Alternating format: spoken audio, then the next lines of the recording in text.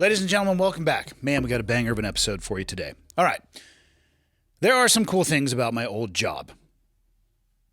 A lot of people think that it is the apex of what your life could potentially be. And I'm just here to tell you that if today's guest doesn't convince you that that's not the case, I don't know what to tell you. So there's two people today, two guests, James and Tom. James I met today. Tom I served with in the military. Well, I can't say I necessarily served directly with him. Apparently I was a BUDS instructor at around the same time he went through. He has a memory of that. I do not. James, before we get into this, is, man, what a hell of a life the man has lived. Worked in the bar space for quite some time. He's also an author, a very well-published author. And with Tom, they have created a novel, which is what we're going to get to. But the book is called The Breacher's Playbook. This is a fictional novel, but what I like about this kind of genre is that it's very similar to Jack Carr in many ways, meaning a lot of truth woven in. And when you know what you're looking for, you can kind of tell about the authenticity, and it speaks to you in that way. And then if you just still want to be able to detach your mind, you can go down the fictional route as well. So I actually think it was James that reached out to me first. And I need to read right off of what he wrote, Tom's background, because it's fucking ridiculous. Tom obviously went to BUDS and successfully graduated, served at SEAL Team 1 as a breacher. Before that, he was a professional MMA fighter, 7-0, no big deal. Joined the Navy after 9/11, 10-year career as a SEAL. Then he enrolled in Northwestern University and walked on and played D1 football as a linebacker when he was 32 to 34 years old. What does somebody do after they've already done all of those things? I don't know. How about continue to stay in school and educate themselves and then also become a published author? Unbelievable. It just goes to show you that you are really limited by the barriers that you put in front of yourself. And I'm going to shut up. I'm going to let them talk for themselves. We're going to get into episode 380 with James and Tom. Before that, though, give me a quick sec. Let's pay the bills. Today's episode is brought to you by Montana Knife Company. I know everybody who listens to the show is familiar with the brand. Last week's episode was with the founder, Josh Smith. It was really cool. We combined like a little bit of a podcast with a little bit of a vlog. Go to montanaknifecompany.com. Right now they're having a sale on their apparel. I'm actually wearing one of their shirts right now. That was accidental. I generally dress in the darkness, and whatever t-shirt is on top is going to be what I get. They just dropped their tactical line. We talked about that in last week's episodes. There are 4 knives associated with it. It's actually what I carry in my fanny pack as my EDC. Not because I'm looking to get into a knife fight, but mostly because I like to open envelopes and boxes efficiently. These knives are ridiculously sharp. Please be careful. They have chef's knives. They have hunting knives. They have tactical knives. They have knives for people like Greg Putnam who work out on the Little Belt Cattle Co. Ranch. They have knives for people who are fishing. They have knives for anybody who would need a knife. The brand was founded here in Montana, Montana Knife Company, right? It's definitely global. I will say this, they're incredibly hard to get. If you see something that you like of theirs, join their mailing list. They are releasing knives now, I believe, every Thursday and Saturday. I think they release a couple thousand at a time, and it is not unheard of that they'll go within a matter of seconds, probably 60 to 120 seconds. I have personally had multiple knives stolen from me by other people out of my shopping cart because I was slower in the process. So join the mailing list. Support an American manufacturing brand. Born and bred here in Montana. They're bringing jobs back. Not that they're bringing jobs back into the U.S., because I think the jobs they're hiring for are in the U.S., but they're definitely bringing jobs here to Montana. They're building a huge facility on the western edge of Missoula. They're some of the coolest people. I love their knives, and I'm the first to tell you they're the hardest to get. Head over to montanaknifecompany.com and show your support to a fantastic brand. My ask for you is this. Somewhere in that checkout portal, they're going to ask you where you heard about them. Click my name or the show's name, and that's the best way that you can help me. montanaknifecompany.com. Okay, got the red smoke. Gun run, north or south, west of the smoke, west of the smoke. Okay, copy, west of the smoke. I'm looking at danger close now. Come on with it, baby, give it to me, I need it. You're cleared hot. Copy, cleared hot. How are we looking, Michael? We're good. You guys ready? I think This is so. all the prep that I do. I just say hit the record button and we're off. Okay. Yeah. Have you guys done podcasts before? Okay. Not really. Okay. Not really. Me This either. is- So Book it's just be a came journey. out, so Do you want to start with the book or go backwards? Because the book is obviously an amalgamation of your experiences a little bit. I don't know actually what that word means or if I used it correctly, but I think I did. Maybe a collection. So I'm fascinated about the book, fascinated about how you guys met. But I think if we're going to talk about the book, we got to start with the origin story a little bit. You guys good with that? sure. All right. Where do we begin? First, there was light. Yes. There was the word. I think the word came first, actually. I'm not sure which one came first. One I of mean, them. how far back in time should we go? Where'd you grow up? Let's start there. I grew up in Chicagoland, town called Oak Lawn, Is that South Side Chicago. okay? South Side Chicago suburb. Is Chicagoland a term that Chicagoans use? Yeah, I think Okay. so. You know, I really use it because we're actually in Indiana, so we get confused for being a part of Chicago. And we call ourselves Chicagoland because of how close we are, but Yeah. we're not actually in Illinois. Which direction did you say? South. We're southeast. Okay, we have a buddy who lives, Dan Hart, who has totally non sequitur the most beautiful jiu-jitsu school I've ever seen in my entire life. What's his name? Dan Hart. He's up in Woodstock, Illinois. Okay. I will show you his social media. He actually has the same lights that these people can't see, but imagine north of me. hundreds of square foot of this light over pristine mat and epoxied floor with 30 persons. You're like, what the fuck? Yeah. Yeah. He does it right. So we fly into Chicago all the time, but we head up to the northwest, up to Woodstock. Okay. Okay. Yeah. So he's north Okay. in Wilmette. Well, near Wilmette. Well, now I'm in Libertyville and Scottsdale. I split time between both places. Let me guess. Probably has to do with the time of year. Well, it has to do with a girl mainly. The only thing more important than the time of Yeah. year. Yes. And he's doing it right. He's got this great condo up north Chicago, which Yeah. in the summertime, Chicagoland's awesome. Chicago's great. Okay. In So the I- winter, not so much. But Arizona in the wintertime, Way better than Spectacular. Chicago. Not in the summertime, though. Not in the summer. How people actually survive there is beyond me. The last 2 summers there have been brutal. Where in AZ? Well, I was in Cave Creek for 4 years. Okay. Which is north of Scottsdale. Okay. And then I moved in with my girlfriend who lives in Scottsdale.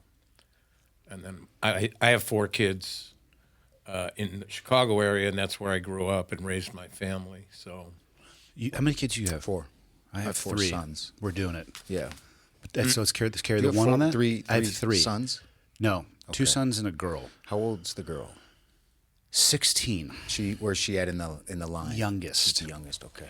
Now, between us, though, 11 kids. We are doing Wait, our what? part. 443. Oh yeah, between I'm not an, I'm not an expert in I math. had a whole bunch of additional kids, but between the 3 of us, No, I would I actually thought probably you blow were my doing brains 11 out. Kids No. yourself.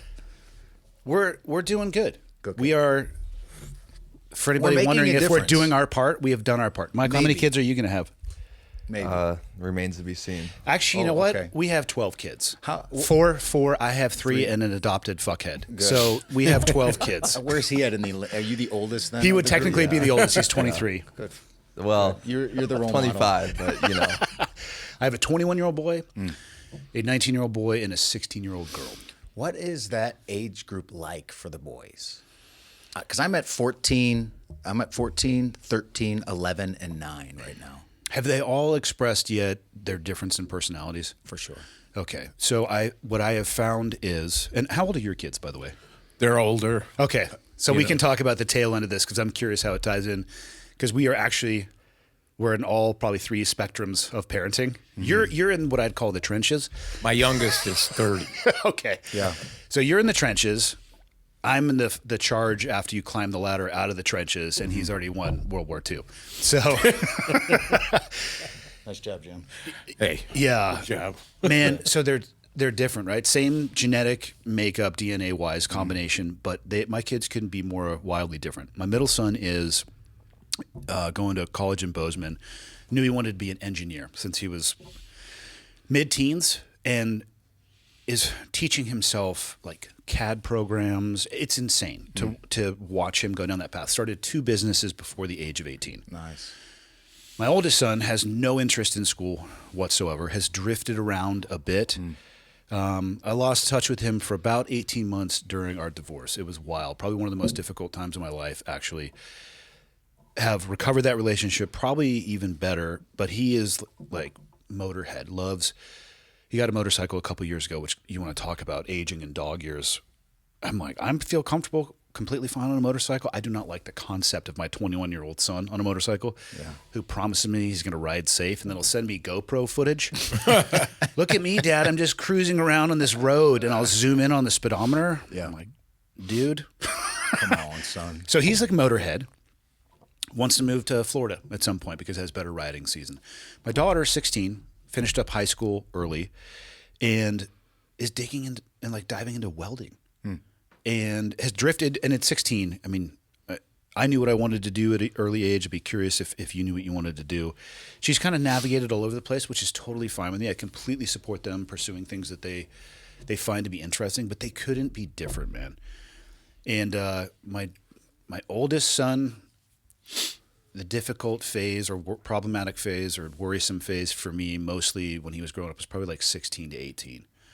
That was kind of the hardest. My middle son, Tyler, wouldn't you agree he's like 40 years old, Michael, trapped in a 19-year-old's body? I would agree with that. Yeah, he'd be more likely to be found on a Friday night reading a Stoicism book with, tortoiseshell glasses on. Interesting, yeah. Yeah, and trying to figure out which crypto to short the next day. Amazing, man. He wakes up every morning in college and day trades. So, I'm like, what are you doing? he's sees a goal for himself. He sees like, this is how I can become something else, and he's working towards it. He's gonna be fine, and he's totally fine with that. And when he started his businesses, he the only way he got business is he went and knocked on doors. He doesn't care if he gets told no. If somebody tells him no or like, get the fuck off my property, he literally say, well, do you happen to know anybody of your neighbors that might need my service? So he doesn't care. He doesn't. So I look at him, I'm like, you're going to be so fine. Yeah. The world actually probably isn't ready for you because he just keeps going. I'm like, you're good. Let me know when I can start borrowing money from you. You're going to have to hire him. I don't know if I can afford him. Do you feel like you can see how each of your kids are a variation of you? I mean, they make up a combined total. They make up you, but in each category, something even better, something even. I see my deficiencies in them. Okay, like my that daughter. too. My daughter, Michael can probably attest to this. Has got a real sharp mouth. She's got some sass, real smart ass, if you will. I'm like, well, I know where you got that from. My oldest son's stubbornness and ability to just kind of detach and do his own thing. I'm like, kind of know where you got that from because that's how I deal with things as well. And honestly, my middle son, he is just kind of better than me in every way. And I kind of sit there and wonder, where the fuck did that come from? Wow. I mean, you look at your life. I mean, you've done some ridiculously amazing things. I don't describe it that way. I know you don't see it that way, Yeah. but that's kind of one of the issues with guys like us. We don't really see it that way. But yet we. Do you know what's interesting about that, though? We keep looking for new challenges and we go after them. To my children, I am the most resoundingly boring human being ever. Oh my God. Isn't that the truth, man? They're like, Dad, can you go away? I want to spend time with my friends. Can you not talk? I'm going to have some friends come over. How Sure. hard is it for that? That's sort of like, I love it. I don't want, oh, you I do? love You're it. fine with At them? this point, I'm just laughing, man. yeah. What? I have There is almost nothing no not to control. laugh about. Right. Well, at the phase you're in, all of my kids can drive. All of my kids are out of school. Yes. I arrived at Can't the wait. place where, sex, drugs, alcohol, you're just hope that they don't all occur at the same time. Have the conversations up front. The really cool thing with all three of my kids is I can have open conversations about all of those things. They're very open with me. Almost to the point where I want to say, hey, do you want to not share that with me? Because as your dad, I really am not interested in knowing any of that. But I'd rather have that than them be guarded or go to somebody else with that. But at this point, I mean, my oldest, he just sends me pictures of crotch rockets, with the text. So just hear me out. I'm like, no, you don't need a faster bike. But I can't stop him. Right. So I just laugh and I try to give him advice. And if he takes it, cool. And if he doesn't take it, cool. But he's still coming to me for it. Yeah. which is all that I can hope for, you know. Yeah. Yeah. But yeah, they don't. I'm just their dad. It sounds like you're doing a pretty awesome job, though. I will say. I am trying. And maybe it took, what would you do, 20 years and 17. 17 years. Yeah, I in got the Navy medically with retired. All the knuckleheads to learn some of those lessons. Do you ever think like everything that we went through in our lives, we had to go through to learn the lessons and the skills to get us through what we're doing right now? I mean, and there's no way I could have planned any of this. I do think about that, but I also Could wonder. never have made my life to become where it is today, writing a book with this guy and talking about my life. And, Could you have, and though? here I am with 4 kids. I mean, could I have imagined that my life revolves around spending time with my kids, giving them the opportunities, watching them grow, trying to do my best to give them the advice and the life that they need. And that's all I think about and do. And a little bit of few things of my own on the side. But think about it. I mean, so the community we came from is, I don't know, 2,000 people at any time, maybe 2,500. Bunch of people getting in, bunch of people getting out. There has to be a way to achieve without the physical and mental suffering that we were exposed to. Many other people on Earth seem to be doing just fine without it. How did we decide that was a great idea, right? Not only how did we decide that was a great idea, how did we continue smashing our head against the wall, thinking in the back of our mind, this is the way, for so long? I don't know. It does make it possible to achieve great things, but does. also there's people all over the world achieving great things without going down that path. That's right. Sitting in academia somewhere writing theories about stuff too. But then somebody's got to go live those theories too.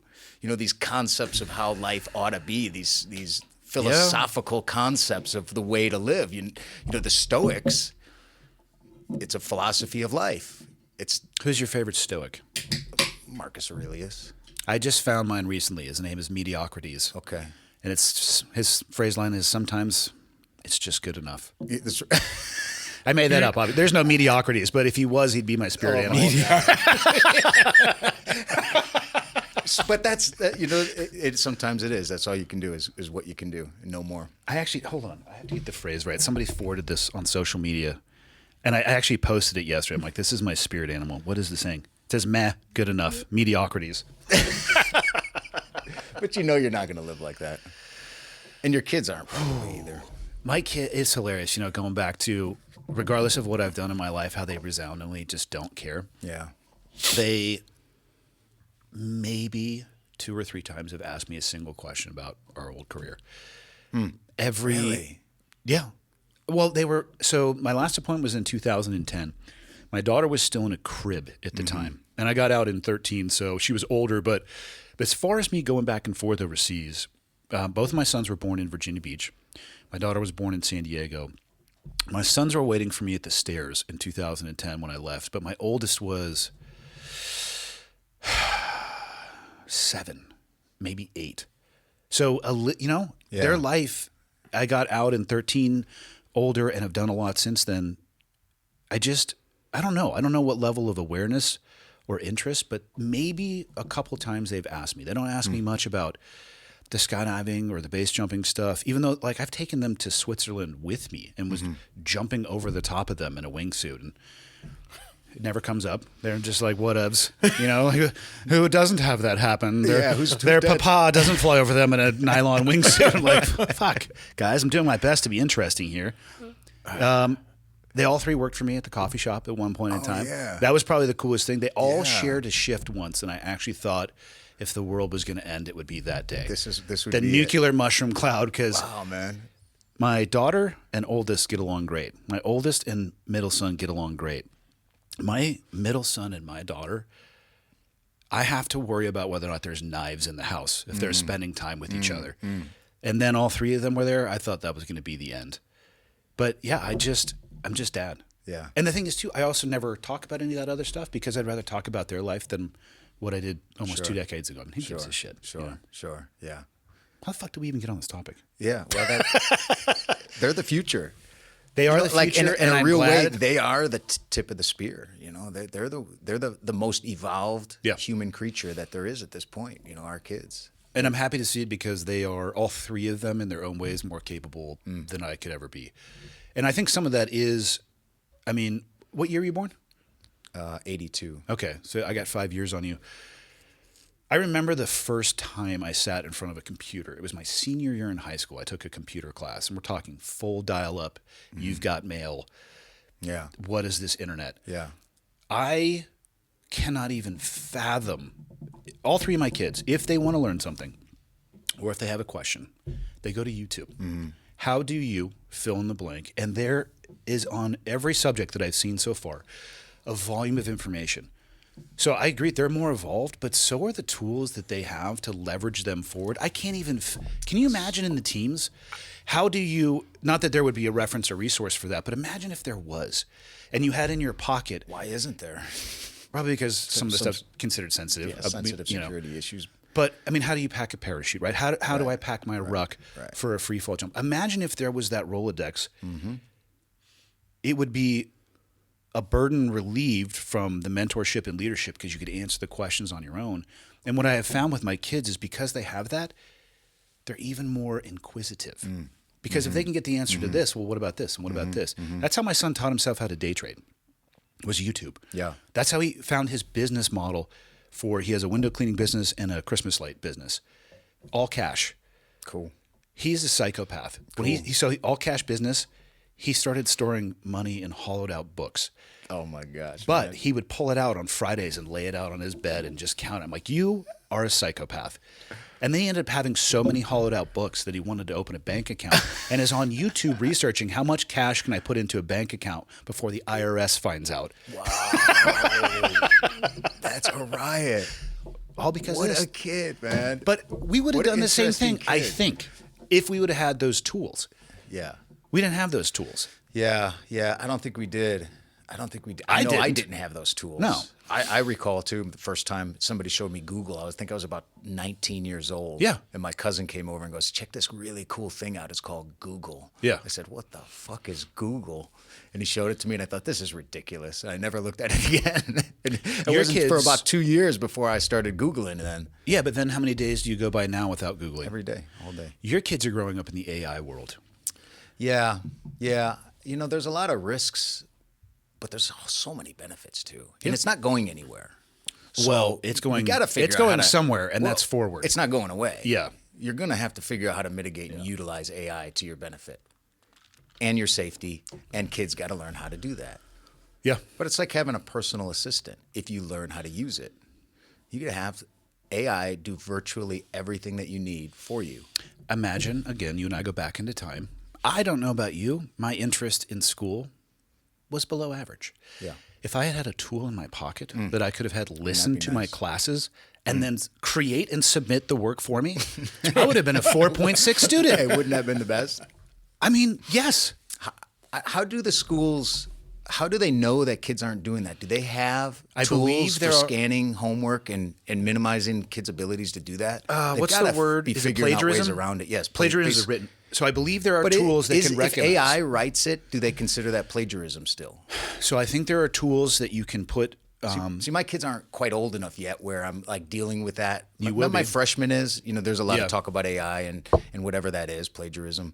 But I haven't gone through like where they're writing papers and they've got these significant assignments. So I think there's that- tools. I believe there are tools, and the plagiarism tools I think have existed for a while. It's just references. Yeah. The AI tools, I believe, because the LLMs they're not perfect. Like I'll use them sometimes for podcast descriptions, and it just if you don't use a very specific input.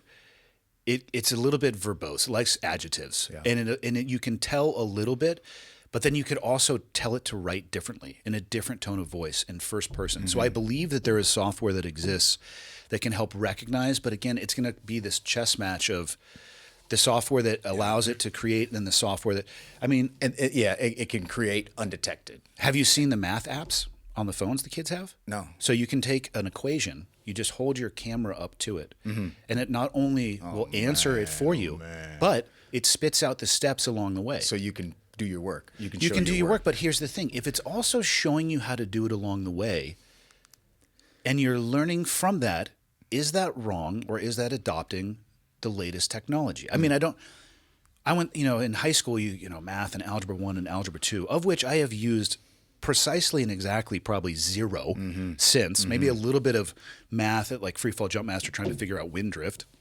But is it wrong for them to use that tool if, you know what I mean? Like, I don't have the answers to any of this. I don't either. And some people would just say, well, that's cheating. Yeah. And I'm landing on the place of it's not cheating. You're using the tools that you have available. Right. And if it can teach you at the same time, I think what we're hearing is people who didn't have access to those tools saying, fuck you. Yeah. You have something that I didn't. That's right. I think it is something like that. Which does suck because they have. As if you expect everybody to have the full mathematical proficiency in their head at all times when I don't need it because it's right here. I All want an need to do engineer to understand the math that makes the bridge that I drive over safe. I don't need let's use the coffee shop again, the barista that works for me. I don't need them to have gone through calculus. I need them to understand that a 2-shot latte is 2 2-ounce shots. Mm-hmm. You don't need your camera or trigonometry for that. So if you're if you're a brain surgeon, I really need you to understand. If you're not a brain surgeon, do you need to go to like biochem level 4 classes in college? I don't know. Yeah. I didn't. I mean, I'm a resoundingly the dumbest person I know, and I've been okay. Yeah, but I also leverage this a lot too. Well, you leverage a lot of things, you know, right? Yeah, I mean, a lot of people are involved in our lives that play a huge role too. That's the missing piece. Bring in people that know these skills and have skill sets, and they have knowledge that we don't have, and that's what I guess makes us humans that are adaptable. You know, we have the adaptability, but really it's about how do I, when I know I don't know something or I need something or I need help with something, how do I go find that? Who do I bring in? Right? That's the question. Will I do that? Or will I go get the training? Or will I learn how to do things that I don't already know that I need? Or do I just say, I need to bring somebody in on this? And that's the missing piece, though. People look at the individual success of individuals. And again, I can tie it back into the SEAL community. And this is something I try to talk about every single time because special operations, in my opinion, it serves an amazing role. And it's a specific role, but that job is impossible without every other metric inside of the military. Yeah. And they get everyone. And they think that the people inside of the community are somehow very unique or they're superhuman or they're anomalous in society. In my opinion, and I try to tell people this, if I were to line up your average BUDS class from shortest to tallest, you're going to have some D1 people in there that look like Adonis. Yeah. And then you can be like, who's that nerd? Yeah. And the answer is that nerd's the guy who's likely going to make it through training. Mm-hmm. But then you get into the community, you're not doing shit without the boat support, the helo support, the intel. We would sit there and throw rocks at ammo cans. That's literally all we would do if we didn't have every enabling aspect, the N1 through N9 departments, of which the operators fall into the N3 in the Navy world or the J3 in the joint world. Without that, you wouldn't be able to do anything. Any person, you and I, right? We are the sum total of the people that have helped us get to this point in life. Yes. And people forget that. They look at the person like, you've done amazing things. I'm like, I've never actually done anything without the support of others. Mm-hmm. And it gets lost. It does. And I lose that sometimes. I lose sight of that. And I have many times in my life, just to look back at my entire life and see how many people it took and how much work they put in and their entire life and what they built up to just to help support where I am at that time in my life. You know, and that goes on and on all the way up until today. It's like there's never been a moment where everything that I've done, everything that I have, everything that's in our lives right now is not on the backs of hundreds of people and all of their sacrifices and everything that they've done. It's I mean, to remember that, you realize you're never alone too. That's the crazy thing. There's nothing individual about this whole journey that we're on. Yeah. Life is an entire series of making relationships and working with one another. When you look at it in the totality. It's humbling, but it also feels great. You know, it's like it takes you to a safe spot. I don't have to do it all. I don't have to be the guy that does it all anymore. I can let that go, which is hard because coming from the world we came from too. Right. So that was a world where you feel like you've got to save the world. It's my job to save this place, and I never saw that on a slide deck, though. Did you? I think I felt that way, but I never saw it on a slide deck. Somewhere they were subtly just pumping that into our minds. That way, they can make us work harder, train harder, be better, go faster. There was something subtly. Hey, you guys need to be. You're going to be the one that saves the world. I will say this: for all the downsides of living your life like that, there's tremendous upside. Mm-hmm, mm-hmm. Like my torn rotator cuff and bulging. No, none of that is the upside. That's just the cost. Yeah. The things that you're able to do And most of the things that I have done in my life, it doesn't come down to below the neck, it's above the neck. It's an unwillingness to give up. And that program, at least the initial filter, does a good job of selecting for people that look, in my opinion, this is my words, not doctrine. I think BUD/S looks for people that see roadblocks as motivation, as opposed to roadblocks as a stumbling point that they can't get past. Because how many times were you really, just all the way back to BUD/S, how many times were you actually ever really successful? Not many. No, almost none. And when you were, the suffering didn't stop. It was moderately successful. That's what I'm saying. Yeah. And so if you can wrap your head around that mentality, I mean, what makes a good entrepreneur? I wouldn't be able to answer that because I'm not one. But in the people that I've seen, but the people I've seen, most entrepreneurs are not successful in their first venture. So they keep going and going and going and going, which is the same mentality expressed in a different medium. So I think it doesn't surprise me that a lot of the guys who get out of that are entrepreneurial.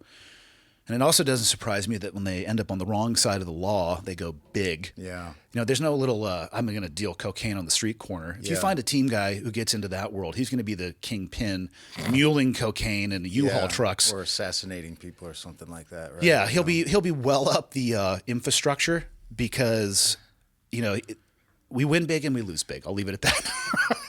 Sin boldly, they say, right? That's the only way you know where you're at. God, how'd you find your way into the SEAL teams anyway? So Chicagoland. So we're in Chicago, and my parents, they get divorced. We moved to Indiana. I'm 14 years old, dealing with the divorce transition. We're in a new school system, trying to figure things out. And I actually knew I wanted to go in the military right about that time, 14, 15. Military family? Decided, no, not really. Really? I have an uncle that was a lieutenant in the Navy, sub guy. I got an uncle that was a Vietnam Navy vet. But we didn't really spend a lot of time with them. Their story is somewhat significant. There's one story where my uncle was at the Naval Academy, and my mom takes us out to the Naval Academy to see him.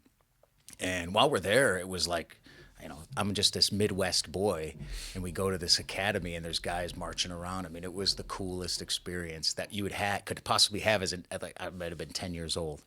And I remember that, you know, the whole, what do they call them? What are they, company or something? They're marching by, and he sits me up, and we're standing there, and he sits me up, and he says, check this out. And they all come by. It's just the most, you know, wild, crazy thing that you would see as a kid. That's a deep core memory, though. It's a deep core memory. That's right. That's right. I think it had a huge impact on, for sure, on that decision. Yeah. Now, fast forward, I was going to go into the Army and be a Green Beret. That was my original goal. And I'm walking into the recruiting station, and, you know, the recruiting offices, they're all next to each other. Indeed, interestingly, right? Yeah. You know? And so I look over, and I see this poster board of these guys, you know, in wetsuits and little MP5s or something like. Probably their arm through the swim fins coming out of the water. It looked, yes, it was almost like it was the cover of the Charlie Sheen movie, Navy SEALs. And so I looked at that and I go, who are these guys? And the guy goes, those are Navy SEALs. I go, what's up with these guys? What's their deal? And he gives me out, you know, the sheet of things that they'll do and what you'll learn. And I go, yeah, that's it. That's what I want to do. And he goes, no, nobody makes it. And I go, wait, what? That's potentially the most honest recruiter ever. Yeah, I was like, oh, really? Nobody makes it, huh? Why? Why does nobody make it? He goes, oh, at least 85% wash out. And now I'm like really intrigued. I'm like, you're kidding, right? He's like, no. This is really tough. So I go home and I bring this little piece of paper home, and I'm in high school, and I show my family, and they're like, what the hell are you doing, man? This is a terrible decision. And so they talked me out of it. And my best buddy, he joined the Army. He left at 17. Well, he joined at 17, and as soon as he graduated high school, he left, went to boot camp. Is this a post 9/11 world? Pre. Okay, right. Probably like right at the cusp. Right before, right? So he leaves in 2000, the summer of 2000. And I wanted to go with him, but I didn't. And he goes to boot camp, and he comes back a little bit different. You know, not entirely different, but a little bit different. 9/11 happens. They ship him immediately. He goes over, and he spends 8 months in Iraq. He comes back, totally a different guy. I'm like, what the fuck happened to you? What was he doing in the Army? Do you remember? He had been in a few firefights, but I think I don't know what he was doing. Okay, I was just curious what his MOS was. Yeah, I don't know what his MOS was, but they got hit on a convoy, and he came back a totally different guy. And I go, whatever he knows or whatever he experienced, I got to know what that is. And I didn't put it off any longer. So I began training, went back into the recruiting office, started signing paperwork. And I said, I have to have a contract. I have to go in. We got to do this whole thing. And eventually got my program and got my contract. During that time, I was doing some mixed martial arts, fighting mixed martial arts. Yeah, let's not leave out the professional 7-0 fighting career. Yeah, well, there was that. How did you get into that, by the way? Like MMA, people who train MMA, which is largely striking and jiu-jitsu in the modern vernacular, there's a lot of people that do that recreationally. Very few people actually want to step into a cage, even though they'll tell you that they're training for self-defense, which I totally get. There's a difference between training for self-defense and wanting to go get into an MMA fight. Two very different people. Yeah. Well, that's what it was the same thing. I watched, UFC was getting big at that time. And I was watching Randy Couture fight Chuck Liddell. The Iceman. So, that was legendary UFC times for me, at least. I mean, that was. I think it still is. I think it still is, man. I think it still is. Those guys were glorious. Yeah. I mean, and I'm sitting in my mom's basement with my brother, and I'm watching this, and I'm about 20 years old, and I think, holy shit, I got to do that. And so him and I, we decide I'm going to start training, and I'm going to fight in mixed martial arts. How long between that decision and your first fight? I couldn't say. I look back on it. I mean, maybe a year and a half. Jesus. Maybe 2. I wrestled all through high school, and I was an okay wrestler and a decent grappler. Okay. And I had my fair share of bar fights and things like that, right? So not that gets you too far, but at least I knew I could take a punch at It's this time. exposure to violence that most people, quite frankly, don't have. And I was familiar on a mat, and so I go and look for the nearest jiu-jitsu gym. That's kind of BJ Penn just kind of rolled onto the scene, and so you realize striking was not what it was. That wasn't the total game. You really had to have a good ground game. BJ Penn came on, so I look for a jiu-jitsu gym. I start doing a little like Muay Thai. I get in this jiu-jitsu gym with this guy Patrick Robinson, and we're just doing mostly gi. I think it's pretty much primarily gi wrestling, and he takes a job as the head wrestling coach for one of the local high schools. And he agrees, he'll take me on as assistant coach. So now I'm coaching a little bit of high school wrestling. I'm in the gym grappling with this guy. And his is like it's like a sterile environment. Like it's like, people are trying to gently, sophisticatedly, roll in the a nerd gi, assassin. right? It's the nerd assassin, right? And then when I show up, it's like there's sweat all over the entire mat. You're the and I'm steamroller. dragging people- right? And he eventually's like, "Hey, Tom, all right, listen, I got. Let me suggest something to you. I got some guys. Maybe you'll fit in really well over here." And he gives me the number to this little dungeon MMA gym. Called Dunlin Valetudo out of Chesterton, Indiana. He gives me the number to this guy. Keith and Justin two brothers ran this gym. And so I called Keith Wisniewski that night. He goes, yeah, come on in tomorrow night. We practice at 6 p.m.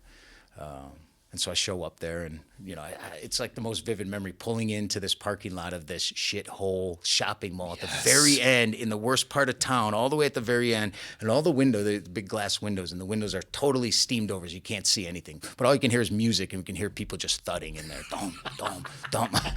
And I'm like this. I pull in my little piece of shit car, and I'm just sitting here like this. I'm going, oh my God, am I really going to do this? Right? This feels like the most daunting thing that you could possibly imagine doing at this time for me. And then the door opens, and this behemoth of a man comes out. He's got a tattoo of a cross. Just gigantic, bald-headed guy. And he walks past my car, and he looks right at me. And he's got his shirt off, and he looks right at me. And I just look at him like this. I go, we both stare each other right in the eyes. And he just gives me this most subtle little nod like that. And I'm like, oh yeah, man, I'm doing this, man. I'm doing this. So I walk in there, and they had just, the team guys, they have all finished, right? These guys are part of the Dunlin Valley Tudo team. They're done. I walk in, Keith and Justin, they go, hey, who are you? And I say, I'm Tom. I talked to you earlier. They say, okay, come here. They go, did you bring shorts? I'm like, yeah, I brought some shorts. And they go, okay, put them on. And then they just proceeded to smash me for an hour and a half, just grind me into the mat, into the corner, down, everything they had, right? Everything I had. I actually probably wasn't nothing for them. And I stood up at the end, after all this time. There's guys in the gym watching and laughing and pointing, he goes, all right, I'll see you tomorrow. Fuck yeah. I go, fuck yeah, man. And I was in. And that was it. I was hooked. And then from that point on, it was about a year, I'd say, before I set up my first fight. Did you like the fights? Did you enjoy it? The fighting was the best thing I think I'd ever done. Even if I look back on everything, like the experience for my first fight and the post fight and that sensation there's almost nothing has matched that. Were you nervous before your fight? Were you scared before your fight? Terrified. Okay. Terrified. Which is the Terrified. answer that most people, even professional fighters in the UFC, you hear these interviews, even to this day, they're fighting on the largest stage in the world for the most recognizable belt, for the most recognizable organization. They'll tell you they're scared shitless before they walk out. Mm-hmm. And again, it's easy for people to think they're in there in that cage and they're just Superman, and they're not. Mm-hmm. And I think it's important that people don't forget that. Yeah. Because if you think that that's Superman, the second you think that somebody is Superman, you're putting yourself into this. It's a self-limiting place. Because they're Superman and I'm just normal, so I can't do that. Yeah. Man, what a pathway to hell. Yeah. Yeah. Yeah. When do you stop doing that? At what point do you eventually say, no, actually, I can't do that? But you have to at some point. I don't. If you want anything different in your life. I think a lot of people are stuck at this person is able to do something more than they are better than I am, or they have a different skill, or I want to do that, but I can't. Mm-hmm. The obstacles in life are going to be plenty, but I think most people stand in their own way more than the obstacles thrown at you in life. Oh, there's no question. Yeah. Let's go back to Buds, right? I feel like, yes, let's go to Buds. Is a great experience of that. Have you ever, so I was there as an instructor for 18 months, and I had never once watched an instructor grab a student's hand, wrap their hand around the bell handle, and ring it. Ever. Okay.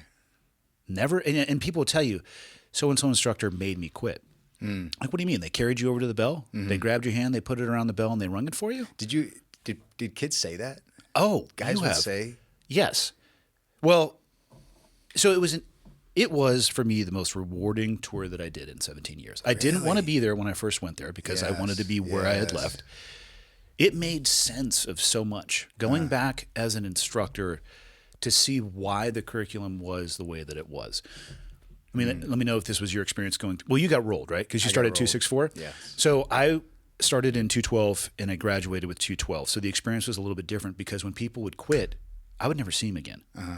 You probably got to spend more time around them in that off time in between 264 and 266. Mm-hmm. As an instructor, I got to spend a lot of time with people who had quit. And I would try to talk to them because I was actually fascinated by it. Like, why? Yeah. Really, like realistically, why? And people will ask me, did you ever consider quitting? And I don't remember a moment where I was thinking, this is it. But I'm also thinking back to 1997. So I'm doing my best to view it through the lens of many decades. Why do some people not consider quitting, and why do some people want to give up? Talking with those students, they were in a really low emotional state because they had just given up on. Most people would tell you it's their lifelong goal, but they would be really honest. Mm-hmm. And some of them would say, well, I just couldn't take it anymore, so I had to quit. And I would ask them, I'd say, well, what do you mean you had to? And often, this instructor was in my face, and they were never going to let up. He made me quit. Like, what do you mean he made you? I think what you mean to say is you chose to. Yeah. Because nobody can make you do anything, right? Quitting is optional, regardless of what it is you're trying to accomplish. And that's a super rough statement because it puts the agency back on the person, which in the world that we live in is the exact opposite of what seems to be the norm. Mm-hmm. But watching students quit, it's a really, I view Buds very differently now. It's a laboratory test on quitting. And I wish that there was a way to reverse engineer. If you can figure out why people quit, why can't we reverse engineer that and make people as bulletproof as possible? I think you can, but the reason that it doesn't really get much traction is that it lands on the person absorbing the information, and then they have to do really, really, really hard work. That's right.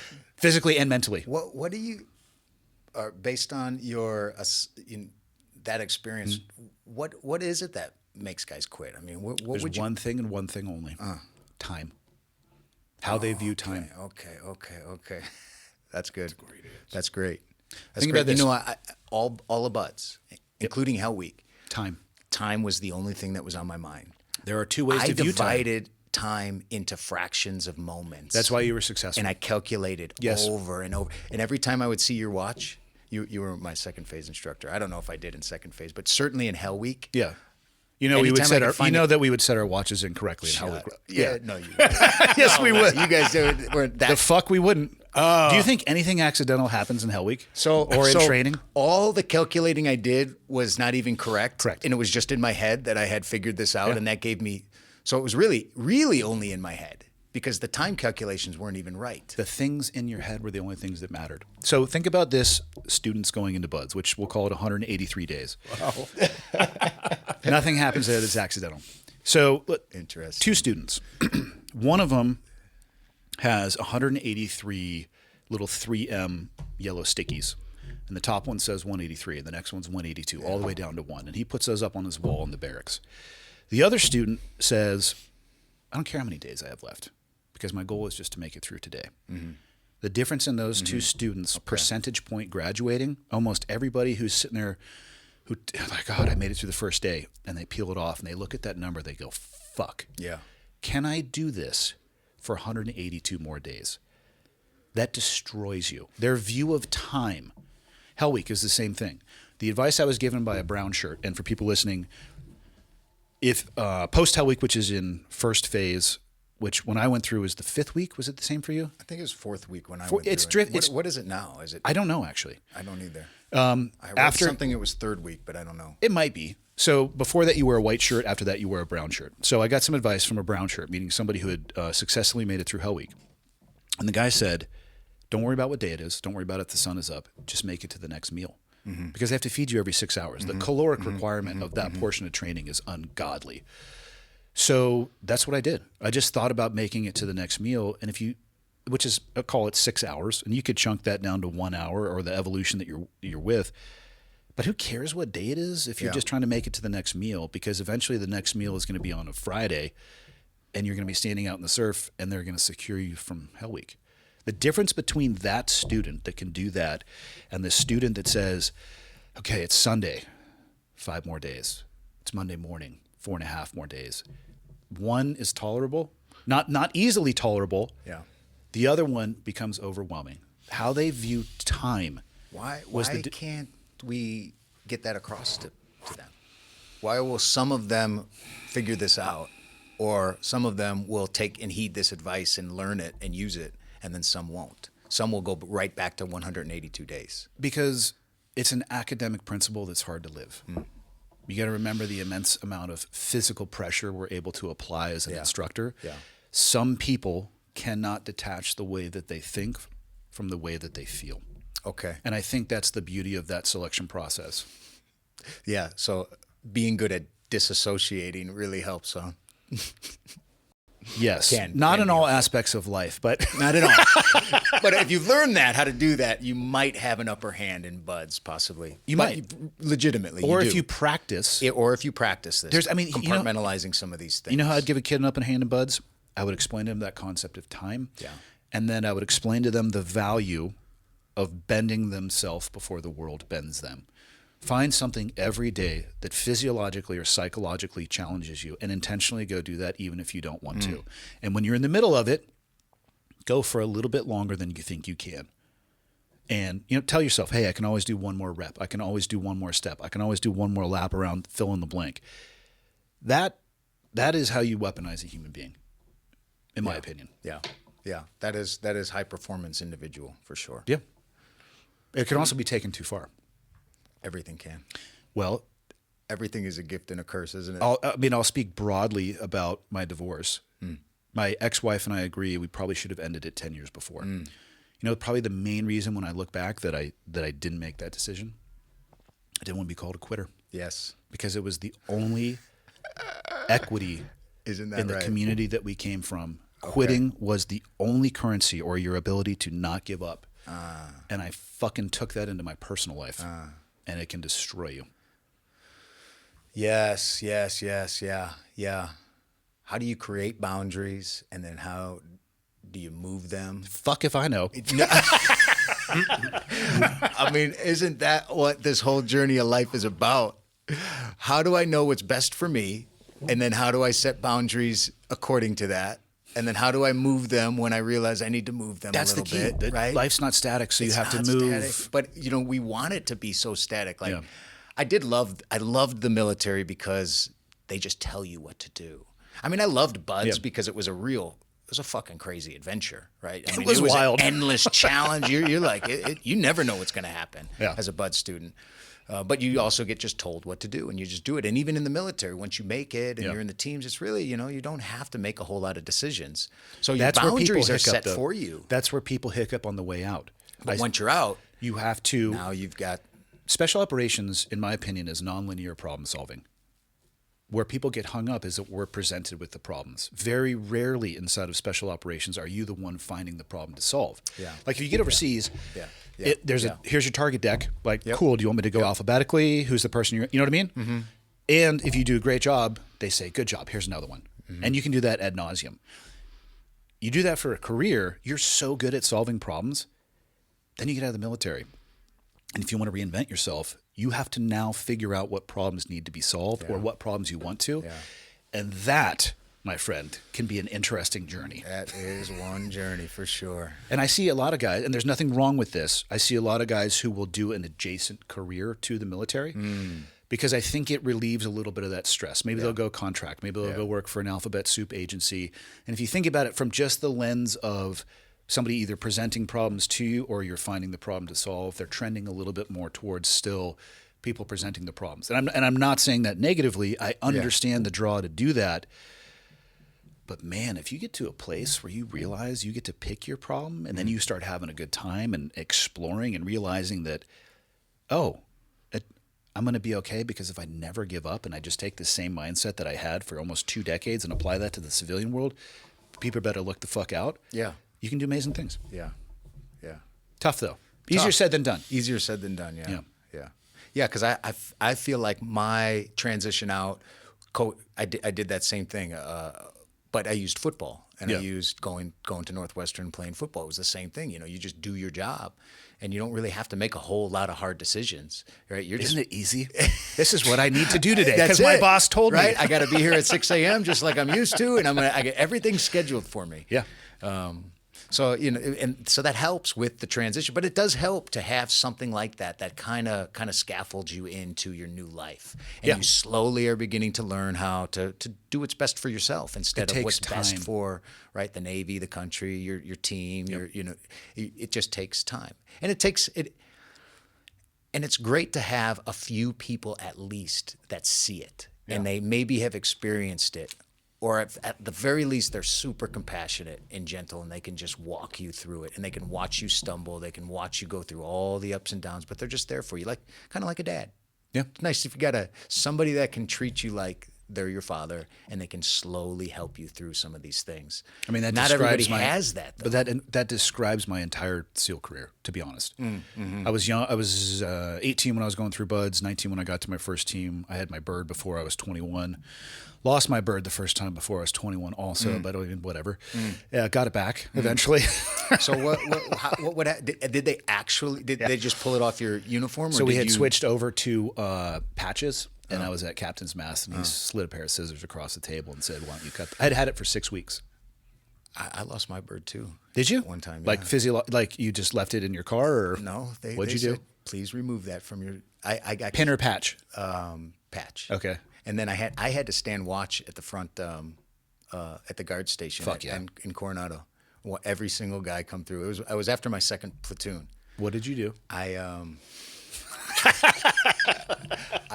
got kicked out of Humvee school in Reno. I didn't know that was possible. Tell me more.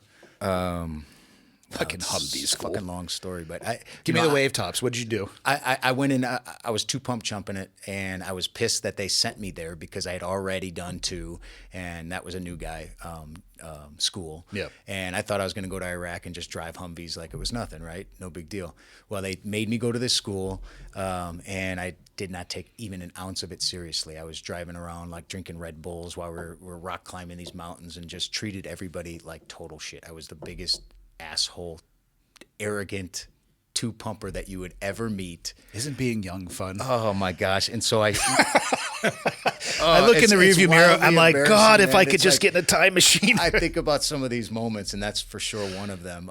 But we went out and we went into Reno and drank and gambled, and I came back and I parked the Humvee like in a crooked way right out in front, and we came back at like 3 a.m, and then I gun decked the pre-checks on it. Gun deck means there's like a checklist, you just skip it. Actually, did. what would be a good term for gun decking? That would be, I'm trying to think of the best. I mean, it's a Navy term for man, sure. It's basically saying you did the work and you didn't. I did. That's Yeah. right. That's right. So I just went check.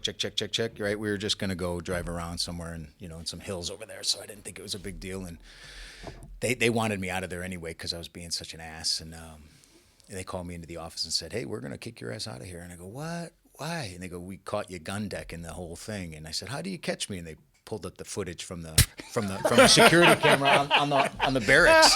I'm like, "Oh no, you guys really do have evidence of this." And I said, "Okay, fine." And I had to call my LPO and tell him, "Hey, I'm coming home early and I'm not getting my driver's license." How long did they take your bird from you? Not long. It was really a short one, but after I finished that, I think I did maybe two mornings out on the Guard guard check. state, guard check. It's a good wake up call, isn't it? Oh man, it was the worst thing you could ever think of, standing out there with no bird. Dude, I was at Team 5, I was right? just like this. Hi guys. Yeah. Hi. So I'm at Team 5, my first platoon. I fucking cut my bird off, and then I have to go back to my platoon. And, and you're in uniform occasionally, and I'm just the only asshole out of 16 standing there with a pair of camis that clearly has a rectangular section where something used to be.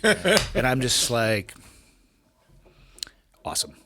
So It course corrected me though, for the rest of my life. yeah, what happened?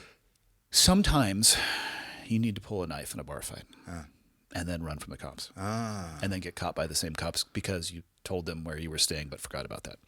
Wow, nice. Is it though? I Was love it nice? that. No, I it love wasn't that. fucking nice. Well, it's nice now.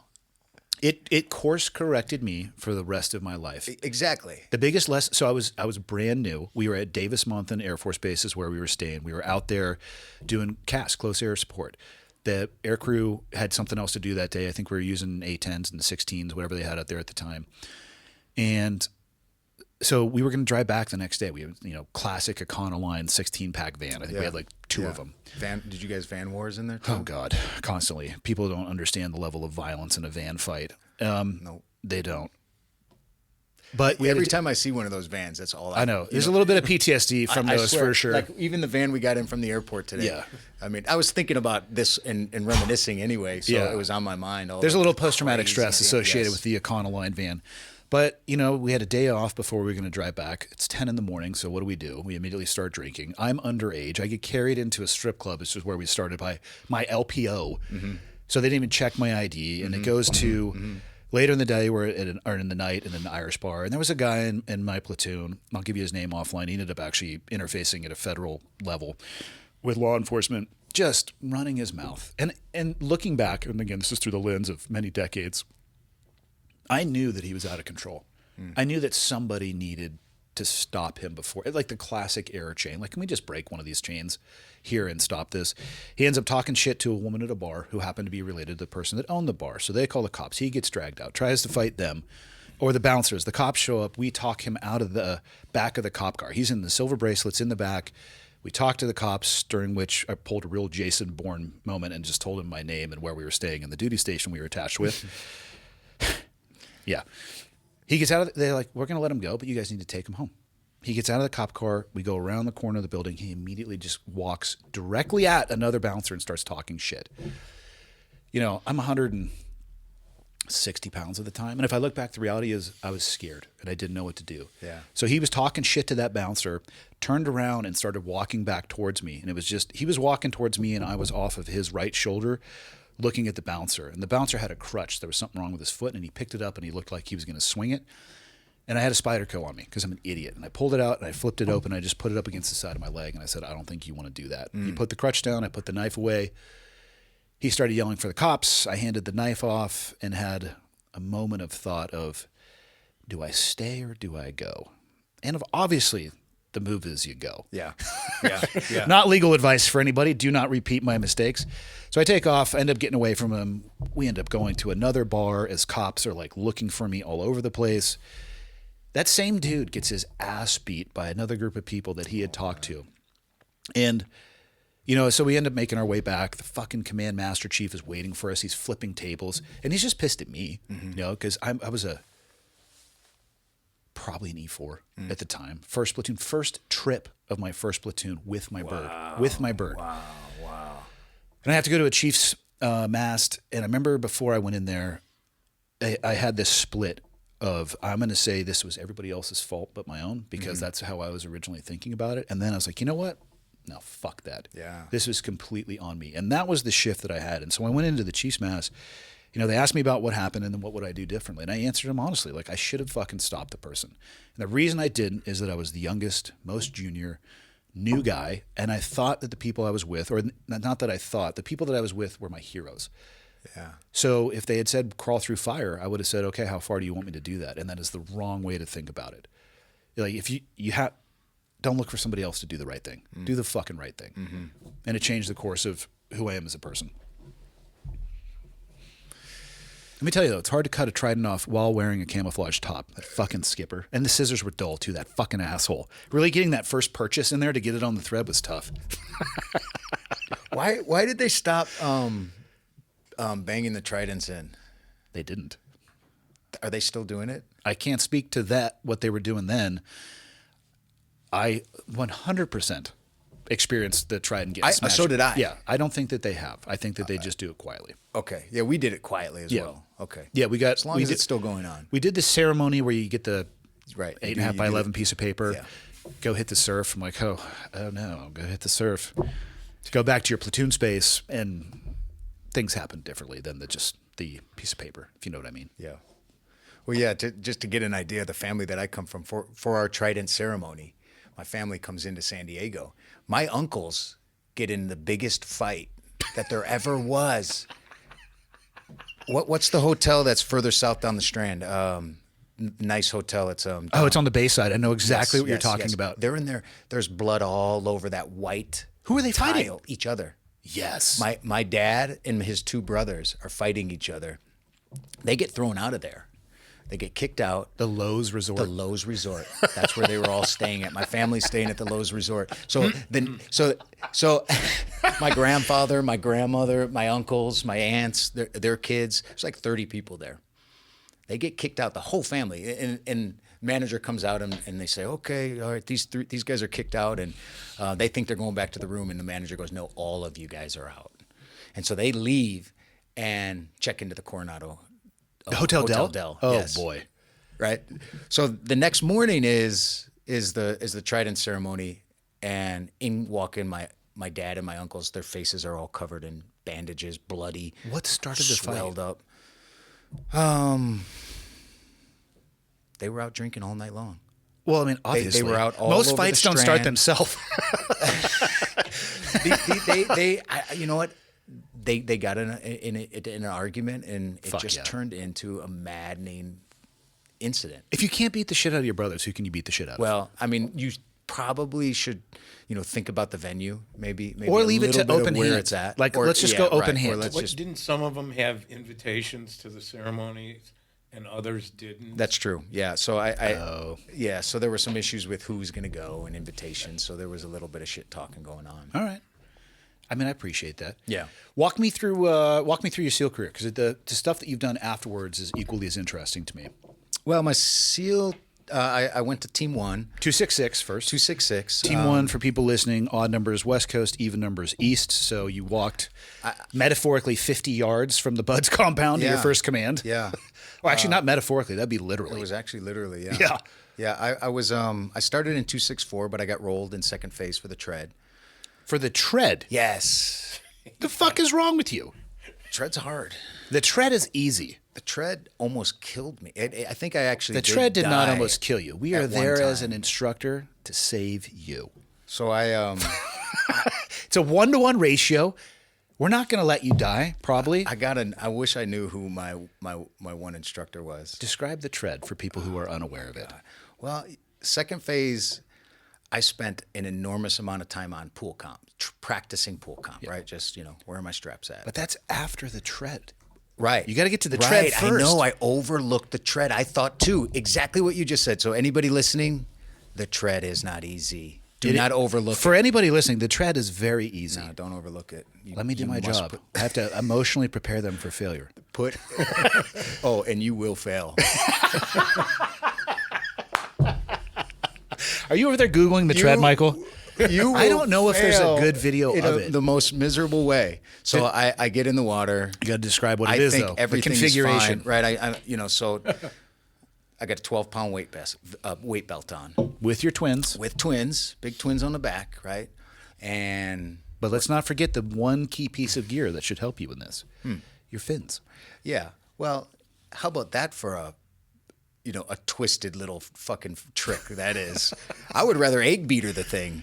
It would be way easier. So the fins are on, and I get in the water. I really think it's going to be a piece of cake. This is 5 minutes. And as an instructor, what you're looking at, like if you bend your wrist, there's usually like 2 creases. You need to have basically the creases of the skin in your wrist above water. right, So right. they need to be, what would be camera angle people can see. Basically that much of your hand out of the water, both hands out. If the person is sinking a little bit, but they do their best to keep and not use their hands for assistance, let's just say there's a little bit of room for interpretation for the instructor. If they put their hands in and they start sculling with their hands, that's a fail. I would let students go underwater as long as they didn't use their hands and they could come back up. But again, there was a little bit of a deviation. By the book, hands out of the water, 5 minutes, vertical treading configuration. Yeah, pure hell. Considered to be the easiest me. evolution in Buds. Thanks for that. Only in the history of Buds, 3 people have ever failed. That's not true. It is not true. It's fun to say, though. I'm all right. I love it if I fail. Yeah. It's okay. That's where you learn. It's okay, right? Yeah. It's okay, and I'm cool with it. But so I had my hands out of the water As does everybody when they start. for the first 2 minutes, and then I still had my hands out of the water. Only my head never came out of the water. Then after that, so I'm on breath hold probably in around 3 minutes, Yeah. and come up and you just get a little tiny squeak of air. And then after that, there was no more of that anymore. That air was gone, and but now you my get 4 hands shots at- began yeah. going in the water. Well, yeah. Yeah. So here I am. Now I'm flailing in the water. I know that I've failed because he told me, and I think, well, good. I'm done with this then. No. And so 5 minutes is 5 so minutes, here I sir. go, start working my way over to the side of the pool. And No. he intervenes and gets between me and the edge of the pool, and he kicks me back out in the water, and I give him the look of like, what's the problem here, bud? We're going to get our 5 minutes. is He the goes, problem. you got 5 minutes. You signed up for 5 minutes. I go, oh shit, really? Yeah. Okay. So now even with my hands in the water, and he goes, and I still want you to have your hands out of the water. I go, okay. Well, there is And I one do way. my- and There I- is one way to short circuit the 5 minutes, and I've only seen it one time. I've seen a guy quit on the tread post Hell Week. And he just is in there and said, I quit. He DOR'd. I almost did that. Now I'm starting to sink below the water, even with my hands in the water. That's how tired I got within this little, short time frame, and I'm so exhausted, and I couldn't get back to the surface, and I get this really brilliant idea that, he will take me out of this pool if I'm dead. True. And so I go like this, and I just go stiff. You play dead? I play dead.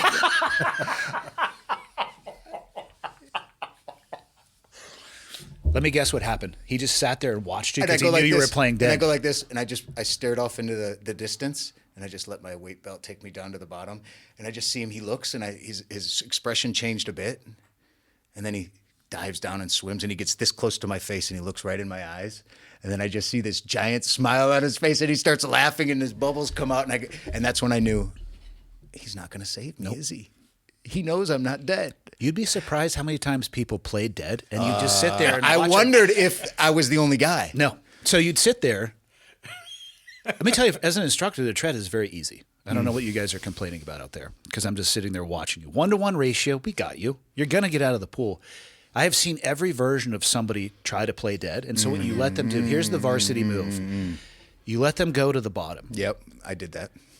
And at some point, they realize that you realize that they're faking it, and they come back to life. Yeah. Yeah, I resurrected myself there.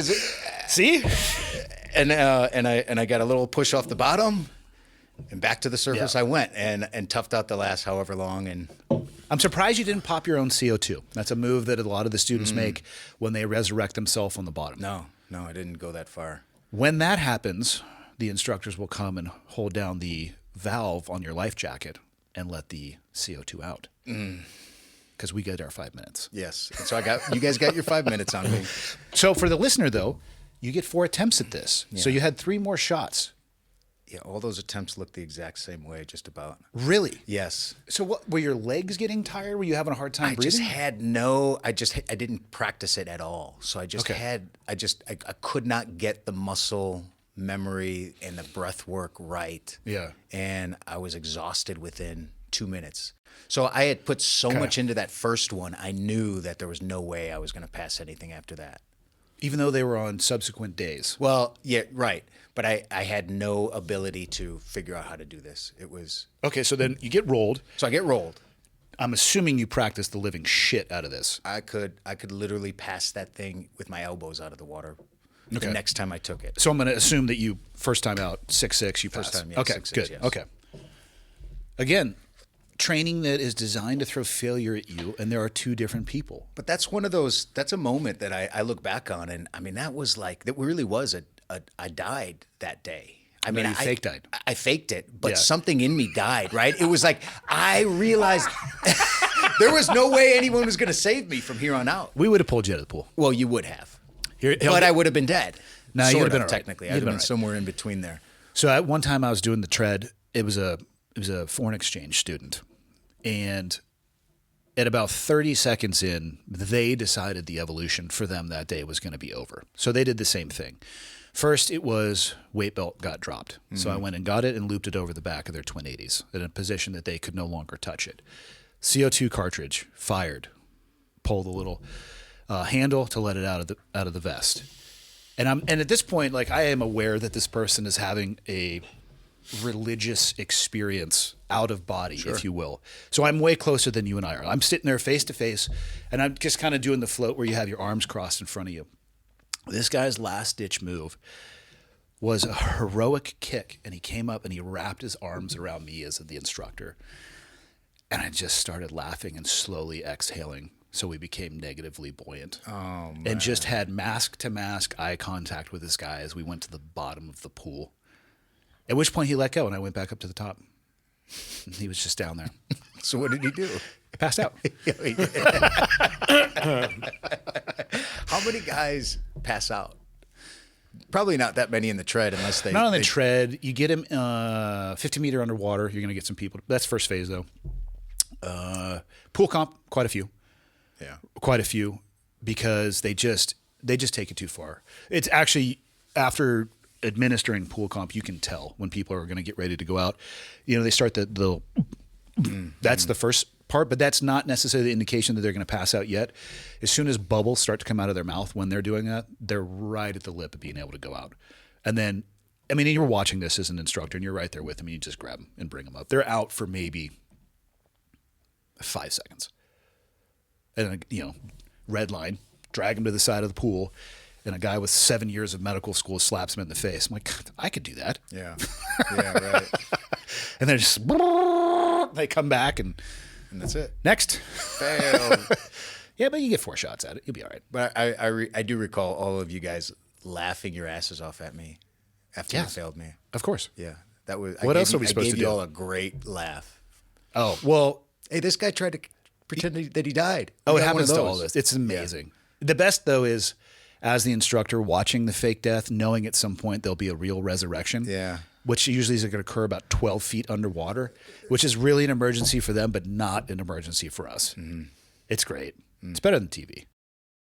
Today's episode is brought to you by TrueWerk.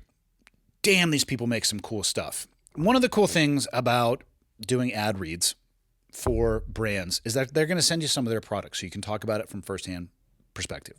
I don't have their pants on today, but man, they sent me one of the coolest pairs of work pants that I've ever had.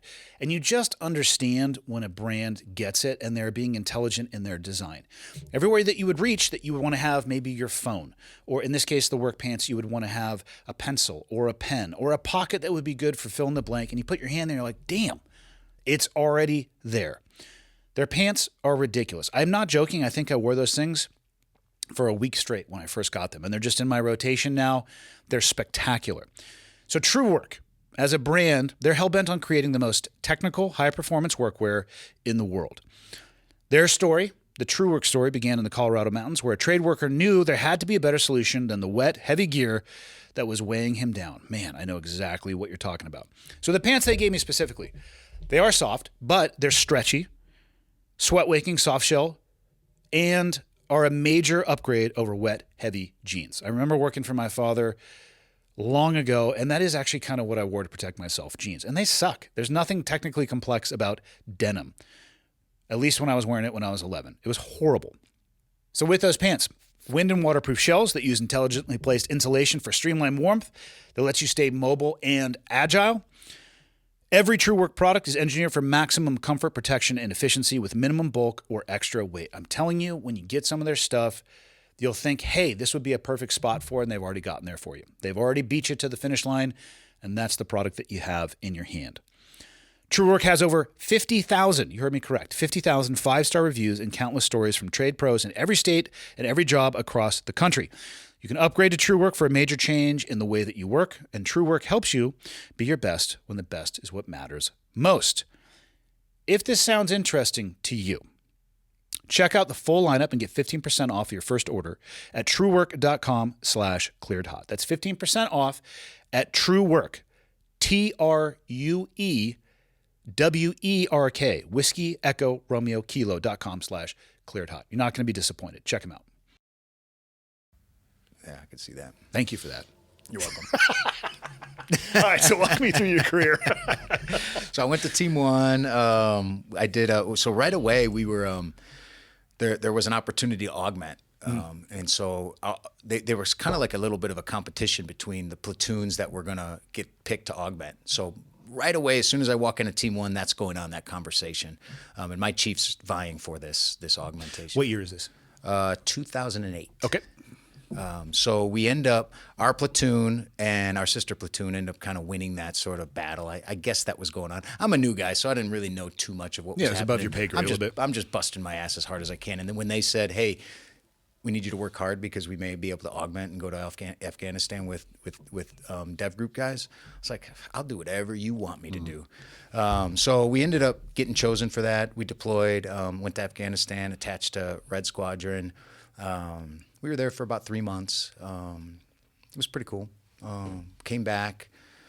Then we went to the Philippines. Mm-hmm. Did a trip in Philippines, Basilan Island.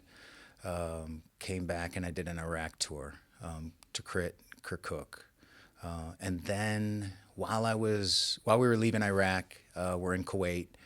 I get the call that my wife was taking the kids and moving back to Indiana. So she was leaving me. And so while you're overseas, while I'm overseas, man, it was rough. There's not like there's a great time. I mean, to receive that my call. first response was, good riddance, fine. I'm going back to the teams. But after a couple of weeks, I talked to my lieutenant, and he said, we can get you a billet at Great Lakes if you're interested, which is in Chicago, at Navy boot camp. There's like a dive motivator. Bud's Prep was there. Oh, so we had the Bud's Prep program. So I went and LPO'd Bud's Prep. Okay, and they started that after I went through, and then from my understanding, they shut it down. Yeah. They're trying why did to they shut it down? Bring it back again. I mean, it was a little bit of chaos over there. I mean, there was nobody watching us, zero oversight. I mean, that's a Anything we solvable did. problem, though. But that was fine. Yeah. I think it's money, financial. Okay. But they had it there for a couple years after I left. So I went there and I just kind of tried to reconcile my marriage and get my life and my family, my kids back. I never really had an intention of getting out at that point. But, you know, once I got there and I started spending lots of time with my kids, I had 2 boys at this time, spending time at home. I bought a house. I see guys going to school, getting degrees, transitioning out. All these things are going on, and I start thinking, man, I think I could do this. How many more years had you long-term. been in at that I point? was at about 8 years in. That's a good go, no go Yeah, place. I About the knew I was 10-year at mark. that spot. I wanted to go and screen for Green Team, originally, but that sort of dream dwindled a little bit at that point. I also was stationed there with Dave Goggins. Dave Goggins was my chief there. And so he's, doing his crazy stuff. And I kind of, spent a lot of time with him. And he was one of the guys that pushed me towards going to Northwestern and playing football there. He just kind of had this crazy idea that you could do this if you want. And so I started looking at that as an option. And as he took me down to Northwestern and he spoke with the football team, and I got to meet Coach Pat Fitzgerald, and that's when I asked him if he thought I could come play for him. And he said, hell yeah, come on out. And how much football experience did you have at this point? High school. Excellent. Yeah. Good. Yeah. A little bit of a break in So, between. I was just kind of healing up a little bit and getting my body right, getting prepared. So you had to have gotten had- out of the military, though, to go to Northwestern, right? No, I was still active duty at Bud's Prep. So To play football, and though, I played too? football there too. Yeah. Really? Yeah. So I was doing a pretty ridiculous schedule at that time. It was like Wow. leave the house at 4:30. I'd be in Evanston at practice or film or whatever we were doing, weightlifting in the morning. Drive back to Great Lakes during the day, fulfill my duties at Bud's Holy Prep, shit. then drive back down in the evenings if I had classes and do whatever else I had to. So it was like I was doing like 12-hour. How'd your wife like that? She loved it, man. She was so happy that I was doing that. No, she hated all I was of it. going to say she was happy that you weren't there. Is that what you mean No, to say? she hated all of it. It was a tough time, right? I mean, you just make some strange decisions at those times in your life. That as if, I had convinced myself that this was in the benefit for my family and my kids, that this is what needed to happen in order for me to transition out of the military successfully and provide for my family and my kids. Like, if I'm going to do that, this is what would need to happen. It's the same lie that I told myself, and I think a lot of other people tell themselves when we're in, that the job can never suffer first. Why? Because we'd be considered a quitter to those around us, right? Again, this currency. And you will sacrifice everything to include personal life, relationships, and marriages to be the best team guy that you can be.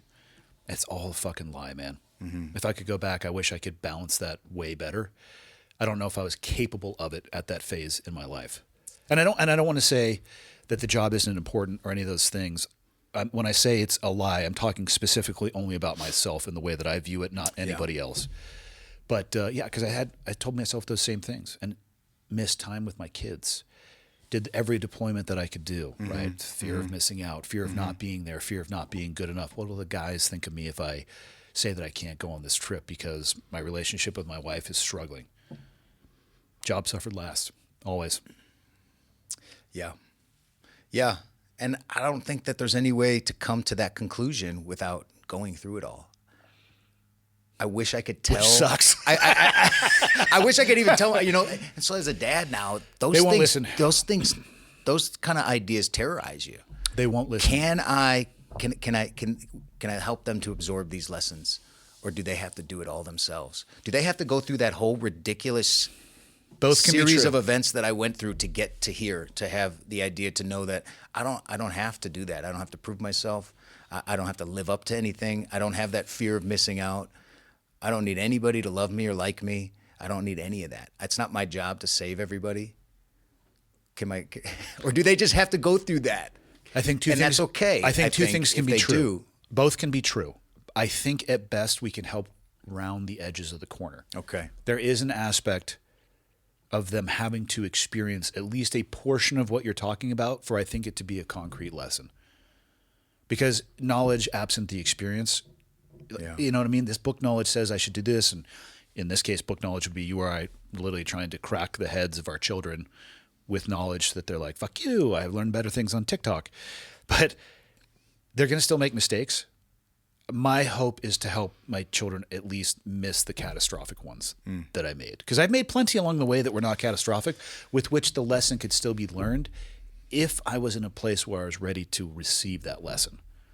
So they're gonna fail galactically, but I think you could probably, if it's a stereo equalizer like a 1 to a 10, maybe you could keep it at a 6.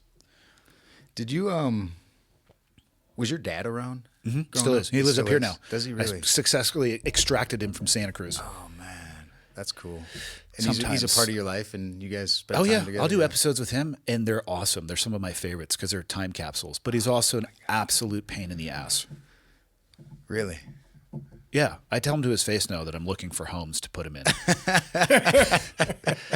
He hangs out at the coffee shop. He like monopolizes our manager's time. He's starting to tell me I need to make T-shirts that just have his beard on it because he's been on the show. So people reach out to him and tell him that.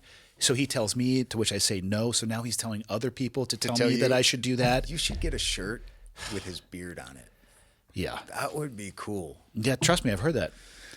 So he plays Santa Claus during Christmas for us. Did you guys always have a good relationship? No, it's gone up and down. And I'll tell you, there was one particular series of years where it was pretty rough. Actually, fuck it. I'll tell you why. I was going to tell you offline, but I'll tell you exactly what it was. I don't know if I've talked with him about it openly. I got shot in 2005. The reason that I actually came out to the West Coast. My parents didn't come and visit me for like 6 months. And that scrambled my eggs. So is your mom? She's passed. She's passed in 2010. Shortly, I got a Red Cross message to come home from Afghanistan in 2010. Had about 14 days with her before she passed. She was diagnosed with the cancer for the second time before I left, so I knew it was coming. It was more a bit of how much time remains, not whether or not this is going to happen. 2005, though, they both were able to travel, and I can't fathom being on the receiving end of a phone call where you're told that your son has been injured overseas and he's going to work his way back over. And they were notified by my ex-wife because I was able to call her from Balad. But they didn't come out to visit, and it fucked me up.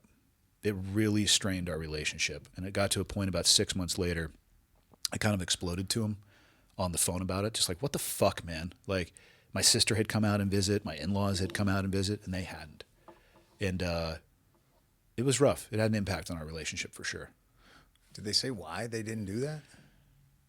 He didn't think that he could be around me emotionally and be supportive, because when he sees me, he sees the young man that he used to hold in his arms. Oh, man. Whew. Rough, for sure. Did you reconcile with your mom about it? Yes, we talked about it afterwards. I think for her, more than anything, she was just making the same decisions as my dad to be more supportive of my dad. Didn't make it any easier to be on the receiving end. We haven't talked about it directly much, him and I, but for about 2 years, it was just skin deep at best. Yeah. The interactions back and forth. So just time healed that, and you guys eventually... Time healed it, and I think I put it down a little bit. Okay. You know, it's amazing what happens as you get a little bit older. Yeah, yeah. So you knew that was his reason for it then? And you... I knew 6 months later that was his reason but it for took it. 6 months to find that out. Well, it was weird. I mean, I was fully trying to rehab myself. I had other people coming out to visit. It's not like I had young children at the time, which were their grandkids. Yeah. And he eventually, my mom actually called me and put him on the phone, because my interactions with them had started to get a little bit more terse, like one-word answers on the phone. I wasn't reaching out to them anymore. I was fucking pissed, right? And I'm not trying to justify my behavior. I'm just explaining where I was. And she just asked me straight out, and it caught me in a moment where I was like, I'll fucking tell you why. You want to fucking know why I'm pissed? And here it is. And I just kind of blew up on him a little bit. So, I mean, I'm so glad that you guys are back in a good spot, you know? oh, I can't wait to put him in a home. So does he live with you? Fuck no. Okay. Now I'd blow my brains out if he lived with me. He lives with his wife. Okay. Like a mile and a half from where we live. Absolutely out of his fucking mind. Michael can attest. That's wonderful. He watches their dog sometimes. It's wonderful from a distance.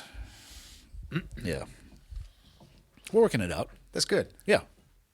Yeah. So what would you? So my relationship with my dad, we have no relationship. We don't talk at all.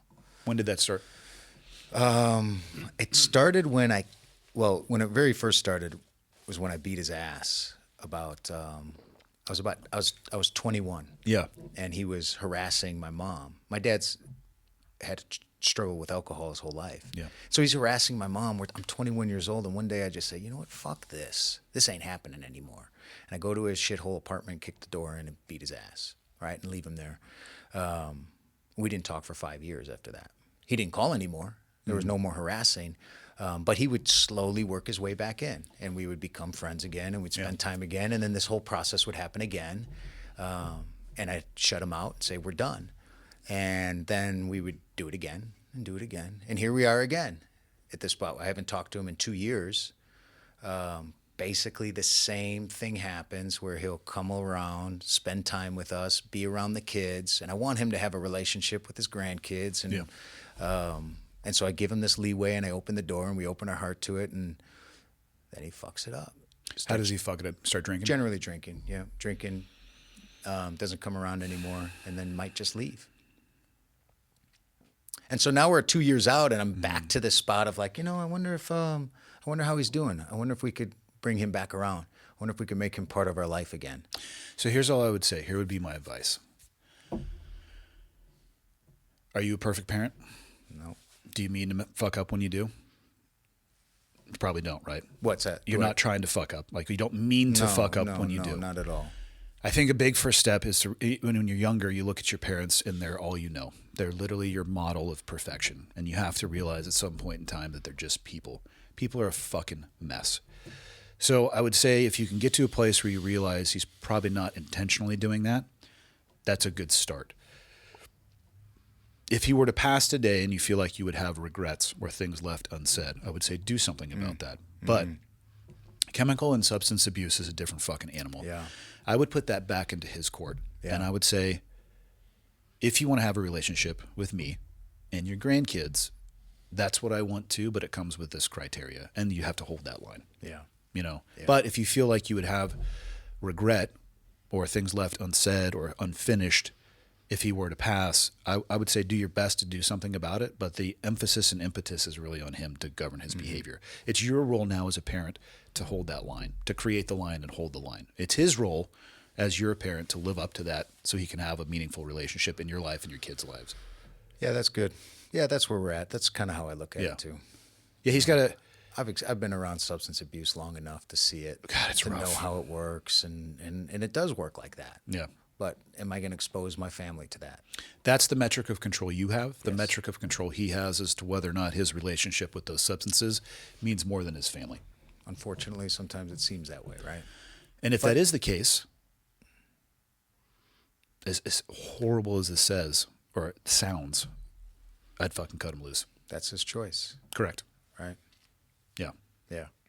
Yeah, so that's a tough spot, right? It's and horrible. And as a dad, just knowing the joys of being a dad too, right? For him to miss out on all of that stuff. I think about when I'm going to be 65 or 70 years old. I mean, Assuming you make it that far. I didn't think I was going to make it this far. Are you kidding me? Yeah. There is nothing in my past history that says that's a guy that's trying to make it to 43 years old. I know. I'll be 43 tomorrow, by the way. Happy birthday. Thanks. Death due to old age is one day Thanks, closer. thanks. Yes. What's the analogy we just got? Something about life is a like roll of toilet paper. You never know when you're on your Spinning last faster. square. it just spins faster and God. That's our publisher. Yeah. Stay on top of the, there's a lot of consequences to the job that we did. Stay on top of the health metrics as much as you can. Yeah, the health is, we took a lot of risks and put a lot of mileage on our bodies, internally too, right? Oh, yeah. And even up here, that's a lot of horsepower went into trying to figure all of this stuff out. Yeah. But now, like at this point, I keep thinking I want to try to reconcile. You know, how do I reconcile with all the people and all the things and all the places and how do I reconnect all of these things? You know, all the many days and hours of neglecting our families and our relationships. You're not going to get the time back. I think the best thing you can do is take that feeling of wanting to reconcile and allow it to guide your behavior going forward. Like a walking amends. Yeah. You just live that way. I don't know what else you can do with it. Yeah. Because you could sit there and wish and hope for the time back. Yeah. And I'm just not aware of a way Yeah. to get it. Yeah. So, I mean, it is what it is. Yeah. So, Jim, I'm really tired of you interrupting and talking so much in this particular episode. Sorry, man. We're skipping around a little bit because I know we'll get back to it. I'm curious, though, how did you two meet? Because I'll tie this back in together. We'll tie it back into you leaving the military, playing football, and then your desire to become an author, weirdo. But you have a great pool of personal experience to pull I from. didn't. Yeah, no, I wasn't issued my Publicist? My publicist, though. They do that now, I believe, in third phase. I missed that. That's a joke I go with, at least. we had to go find our own. Yeah. How'd you guys meet? I had a sports bar close to Northwestern. I had that for about 12 years. We did a lot of work with the Northwestern Athletic Department. It was a big place in Evanston, Illinois. And I'd been writing books for years. I went to school originally for journalism, and I wrote my first novel in '99, and it actually, part of it took place in Kalispell, Montana. Really? And Had you visited before or had any tie? I came here in '98 to research the book, and the title of the book was The Flathead Saloon and Cat House. And it took place in Chicago. And Cat as in meow cat? yeah, as in... Oh, like cougar cat. Okay.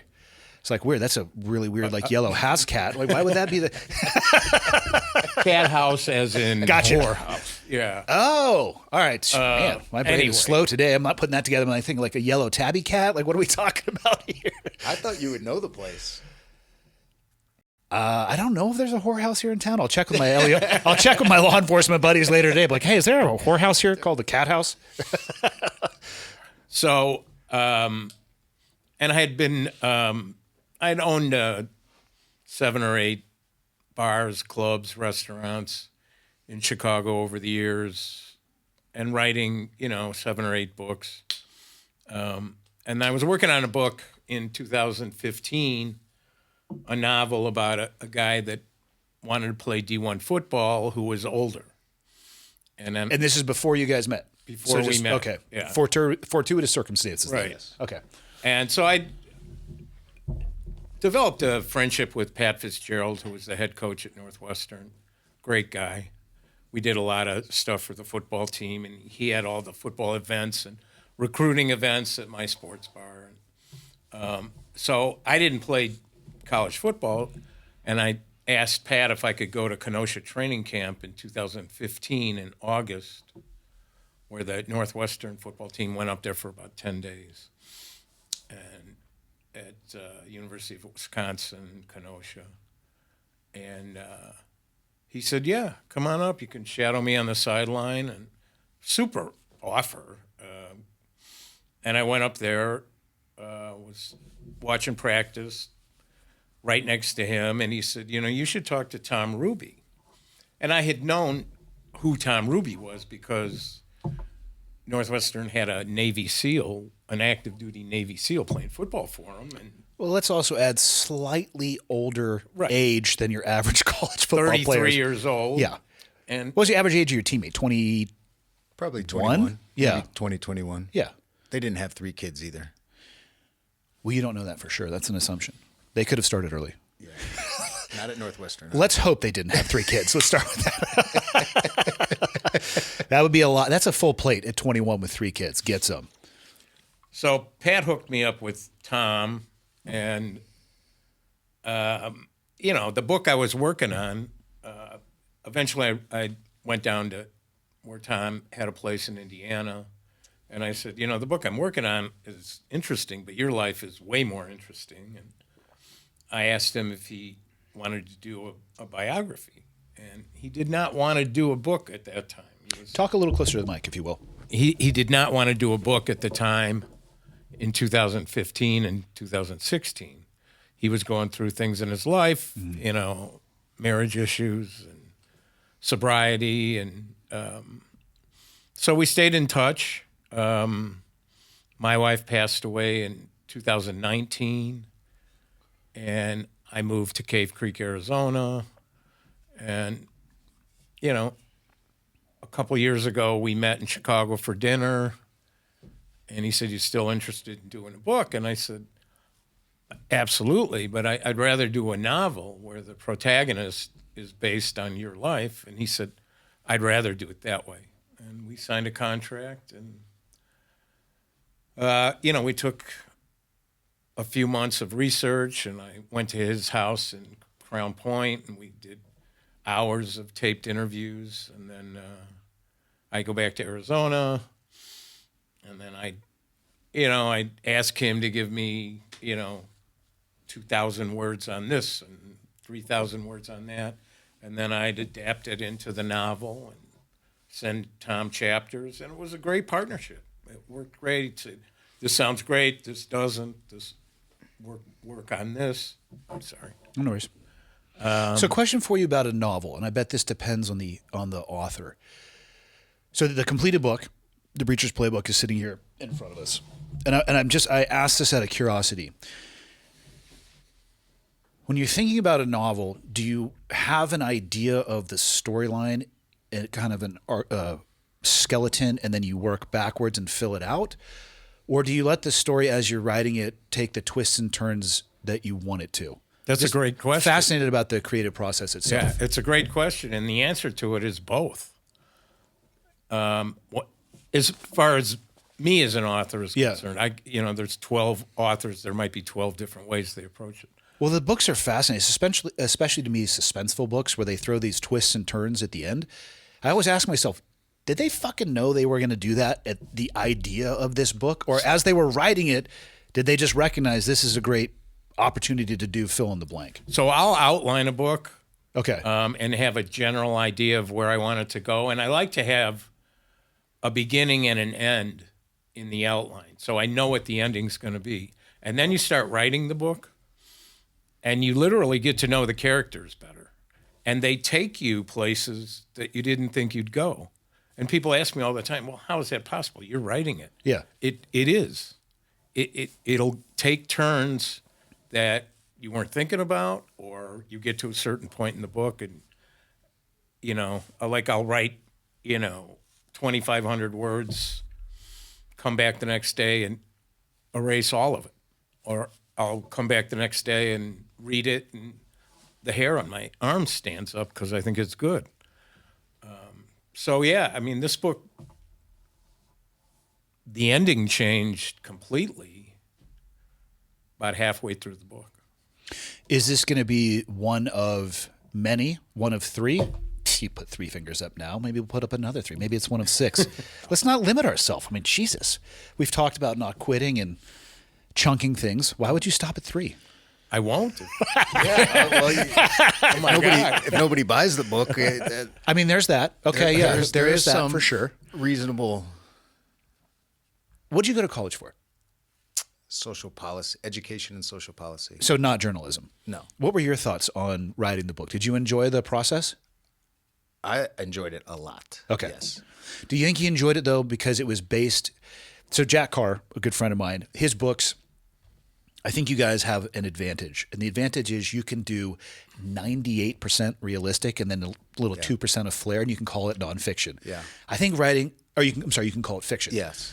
Writing a nonfiction book, God, I feel like there'd be a lot of pressure, especially if it's going to be anything other than a historic event that you can really, really research. And in the modern era, too, where people might say something like, oh, well, that's not, you know what I mean, or come at you.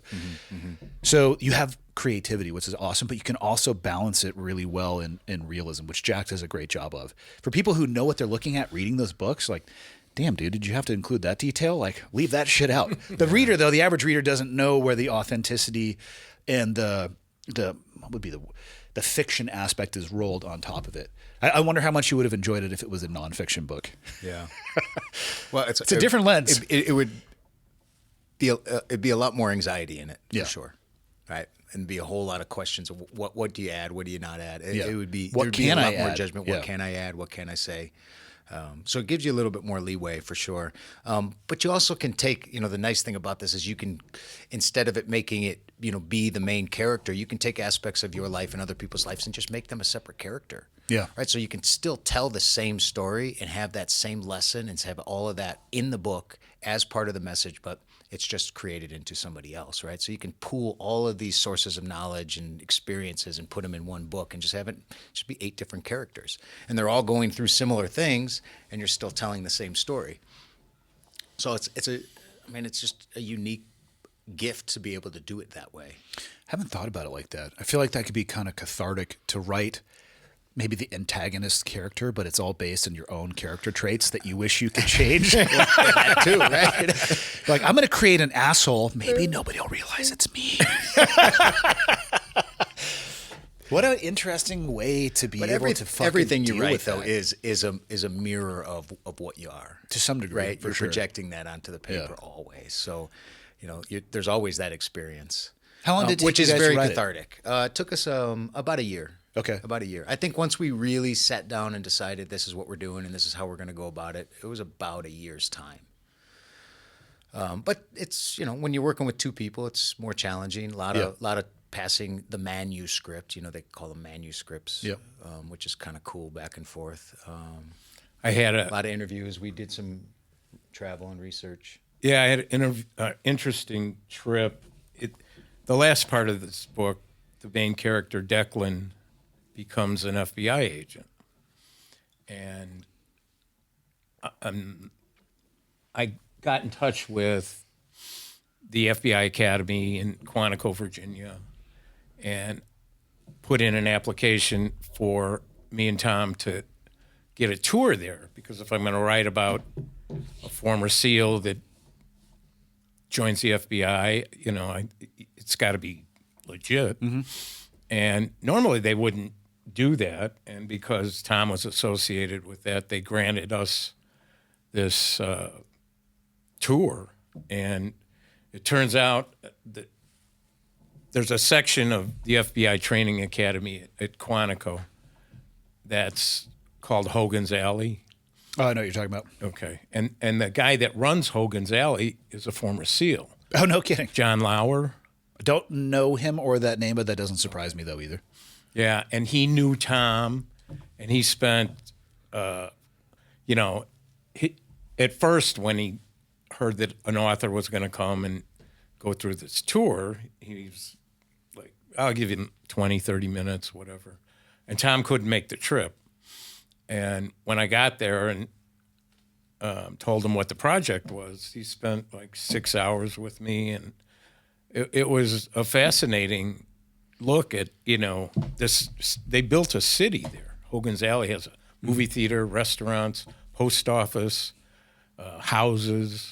Unfortunately, probably every building in Hogan's Alley has a horrendous backstory at some point in time, all rolled together.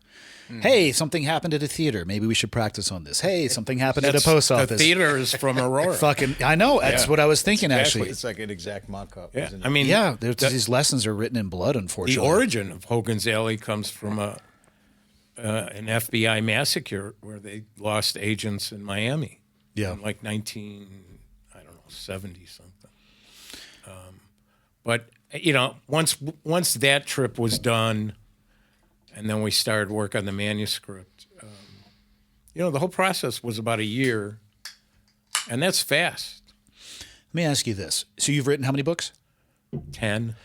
Have you ever, in the writing process, written a book and gotten it to a place where you would make no additional changes? Or at some point, do you have to turn it in to an editor and say, please help me because I've stared at this so much that I'm losing my fucking mind? You have to turn it in. Because there's no perfect book, right? You can just get... I could keep going over it and you find mistakes, and then Yeah. you find, oh no, I want to change this. No, I feel like never. if you look at it enough, you would make changes so many times that it would actually revert back to the original that you started changing it from. I actually get to a point where I can't look at it anymore. I mean, I just, Okay. It's good. Yeah. What do you think in comparison to the other books with this one? When we finished the original, it was 568 pages long. It was, How many words? Well, when we finished it was about 140,000 words. Okay. Is that average for a fiction novel? Okay. But that's a little long for a first novel. Okay. And I had some people advise me in this genre to shorten it, which you don't want to do because everything you Yeah, it's wrote your baby. is great, Unless you shorten it into book 2, then Well, you've already got your that's second book done. But I got it down to about 108,000 words. Okay. And that's where it was published. And it's a better book at 108,000 words right now.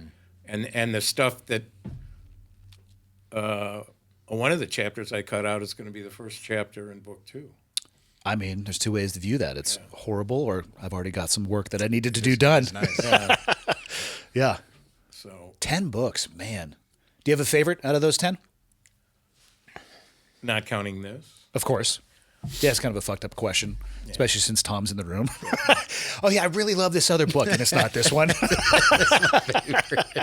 I really fucked up on my last. My favorite is a novel I wrote called Ghost Bandit.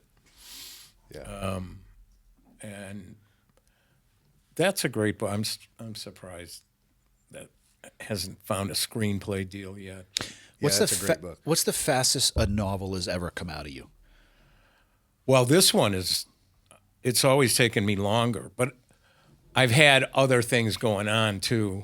As I was, my wife and I had 4 kids. And Yeah. I had nightclubs and I was in the bar business. You're busy, man. And writing was what I loved. People go, oh, the bar business is in your blood. No, it's not. It never was. And I've been out of it for 6 years, and I don't miss it a bit. But, I've written 6 novels, 2 biographies, and 2 satirical books about one on men and golf, and the other is about the restaurant business. I did a biography of a world champion steer wrestler from Bastrop, Texas. That was a blast to write. And didn't you research that too? Oh yeah, my second novel was a book that took place within the PRCA, and that was about a professional bull rider. And to research that, I went to a bull riding school of Gary LeFew, who is a former world champion bull rider, and he runs a bull riding school in Santa Maria, California. And I learned how to ride a bull at 46 years old. I mean, that's the time where you're known to be the most flexible anyway. And, you have the most durability. So, I mean, why not? You're almost there, Tom. longevity Don't there. get into it for a few more years. Well, I've already decided I'm not bull riding. I don't know where talk they keep their about balls. getting Those humiliated. bull riders, did they strap them into a backpack? I mean, my getting God, no. When I went there, and there were collegiate bull riders who were were going on the pro circuit who looked at Gary as a guru, and there were guys on the PRCA circuit that were in slumps that would go to Gary for tutoring, and then here's me. I'd been on a horse 10 times in my life, maybe. Yeah. And so he's putting me on these simulators, and there's classroom stuff and then there's work on mechanical bulls, and then, your first day on a real bull, I just wanted to go home. And, he puts me in the chute, I get on a bull, he's pulling the rope tight, and I'm going, it's too tight. He goes, no, it's not too tight. I go, it's too tight. And he leans under my hat and he goes, what the fuck do you know about too tight? He goes, are you going to be a man or a mouse? Just tell us that right now. And you're like, fuck. Is there another option? It's Fine. somewhere in between. It's fine here. You know, they finish the rap and then they, you know, just nod when you're ready to go. And I don't even think I nodded. I think they just pulled the gate. And it was, you know, it's like taking a meat hook and grabbing a freight train as it goes by. Yeah. I mean, you have zero control over anything that animal does. Those bulls, if you've never walked up next to one, are some of the most impressive animals. Yes. The TV does it no justice because there's no relative size or scale. Holy shit. It's like 1,800 pounds of muscle. Yeah. Yeah. All muscle. That doesn't want you on its back. How do you even decide that that's something that we were going to do as humans? Like, let's ride that. You know the answer to that. There's more people like you and I out there than there Do are you see not. that thing over there? Yeah. Let's It's ride terrifying. it. Let's see if we can ride it. Yeah. But it was fun. I mean, you know, doing that. Then I went on the road with Gary and his son and went to probably 12 different rodeos and worked the shoots with them and then wrote a book. And I loved every minute of it. I loved working with Tom on this book. Me too. And it was... Well, give me the wave tops of the book. Describe it for the listeners so they know what they're going to be getting into. Well, Declan, you know, kind of follows Tom's life. It begins, you know, when he's out of high school. That's the, you know, and the book doesn't go chronologically. Mm-hmm. So the first chapter, he's at his first Northwestern training camp. Yeah, and this is James's writing genius. Yeah. He twists the timeline up, so we go back and forth. It's like a Pulp Fiction storyline. Those are the best stories so to me cool. anyway. Yes, I enjoy, yes. you know, movies that start with a brief glimpse into something that you're catch up with in like the third act. That's it, Yeah. right? So he develops all these storylines, right? When I first looked at it and we talked about it, I was like, there's no way we're going to make this work. Yeah. Right? It seemed way too complicated for my little brain. But I'm learning. James knows what he's doing, and these are things that actually can happen. Yeah. So, you know, the book begins with Declan at this training camp and his, you know, 19 and 20-year-old 5-star teammates have never met him before. And then he walks in and then it goes back and forth chronologically to Tom going to the MMA gym and Declan going to the MMA gym and going through his first fight and the emotions of that first fight, and then back to Navy boot camp, going through that. You know, Declan has, you know, is a cocky, tough kid when he goes into the Navy. And Navy boot camp, 3-4 days into Navy boot camp, he's like, this is the biggest mistake I ever made in my life. I got to get out of here. Very common sentiment, I believe. And I was begging. Please, can you just send me home? Yeah. Yeah. and, you know, you follow, and hopefully the reader gets hooked from chapter 1. That's, as a novelist, that's the goal. You know, I don't want to put this book down. I want to find out what happens to him. As a writer, so not to interrupt you, fascinating you made that comment because I'm curious. How many pages do you think you have as an author to catch somebody? A dozen? Maybe. It's interesting, right? Yeah. There's got to be something really compelling. Because I'm thinking about my own consumption. I read more nonfiction than fiction. Yeah, it's going to have to be quick. Yeah. It's got to be good quick. Yeah.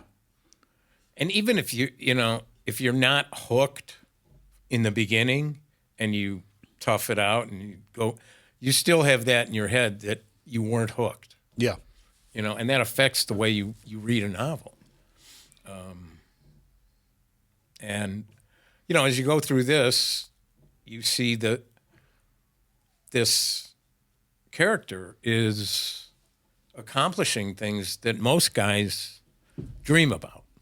You know, going through buds. Most people there's no way I could make it through one day. And they're probably right. Not with that attitude. Yeah.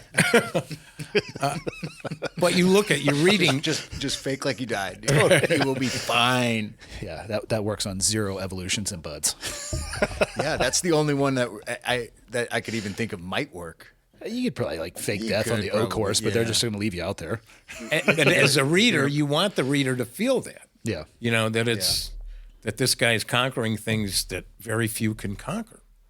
And then you're seeing him, you know, as you go back and forth on the chapters, you're seeing glimpses of football and buds and deployments. And, you know, you're getting this image of this protagonist as somebody superhuman almost. And then you find his frailties. And then you find what weakens him and why he doubts himself. How can you doubt yourself after you've accomplished all of these things? And it's very real in everyone. And hopefully it resonates. And then there's the backstory of Declan gets very close to his defensive coordinator on his football team, who's the same age. Mm-hmm. They're both like 33. And Declan's D coordinator is recently divorced, and his 6-year-old daughter moves with the mother back to Colorado, or Steamboat Springs, Colorado, and is in a very abusive relationship with the ex-wife and her boyfriend. And the story follows Declan's coach and Declan go to visit the child, or the mother and the child, and things become clear that Declan's not done making life and death decisions if he wants to help this guy out. And that's how he, proceeds after the teams, where he thought he was done with that. Yeah. And his skills come into play, and they're able to get this girl out of a bad situation. But the things that happen before that and after that dictate his life quite a bit and where he ends up.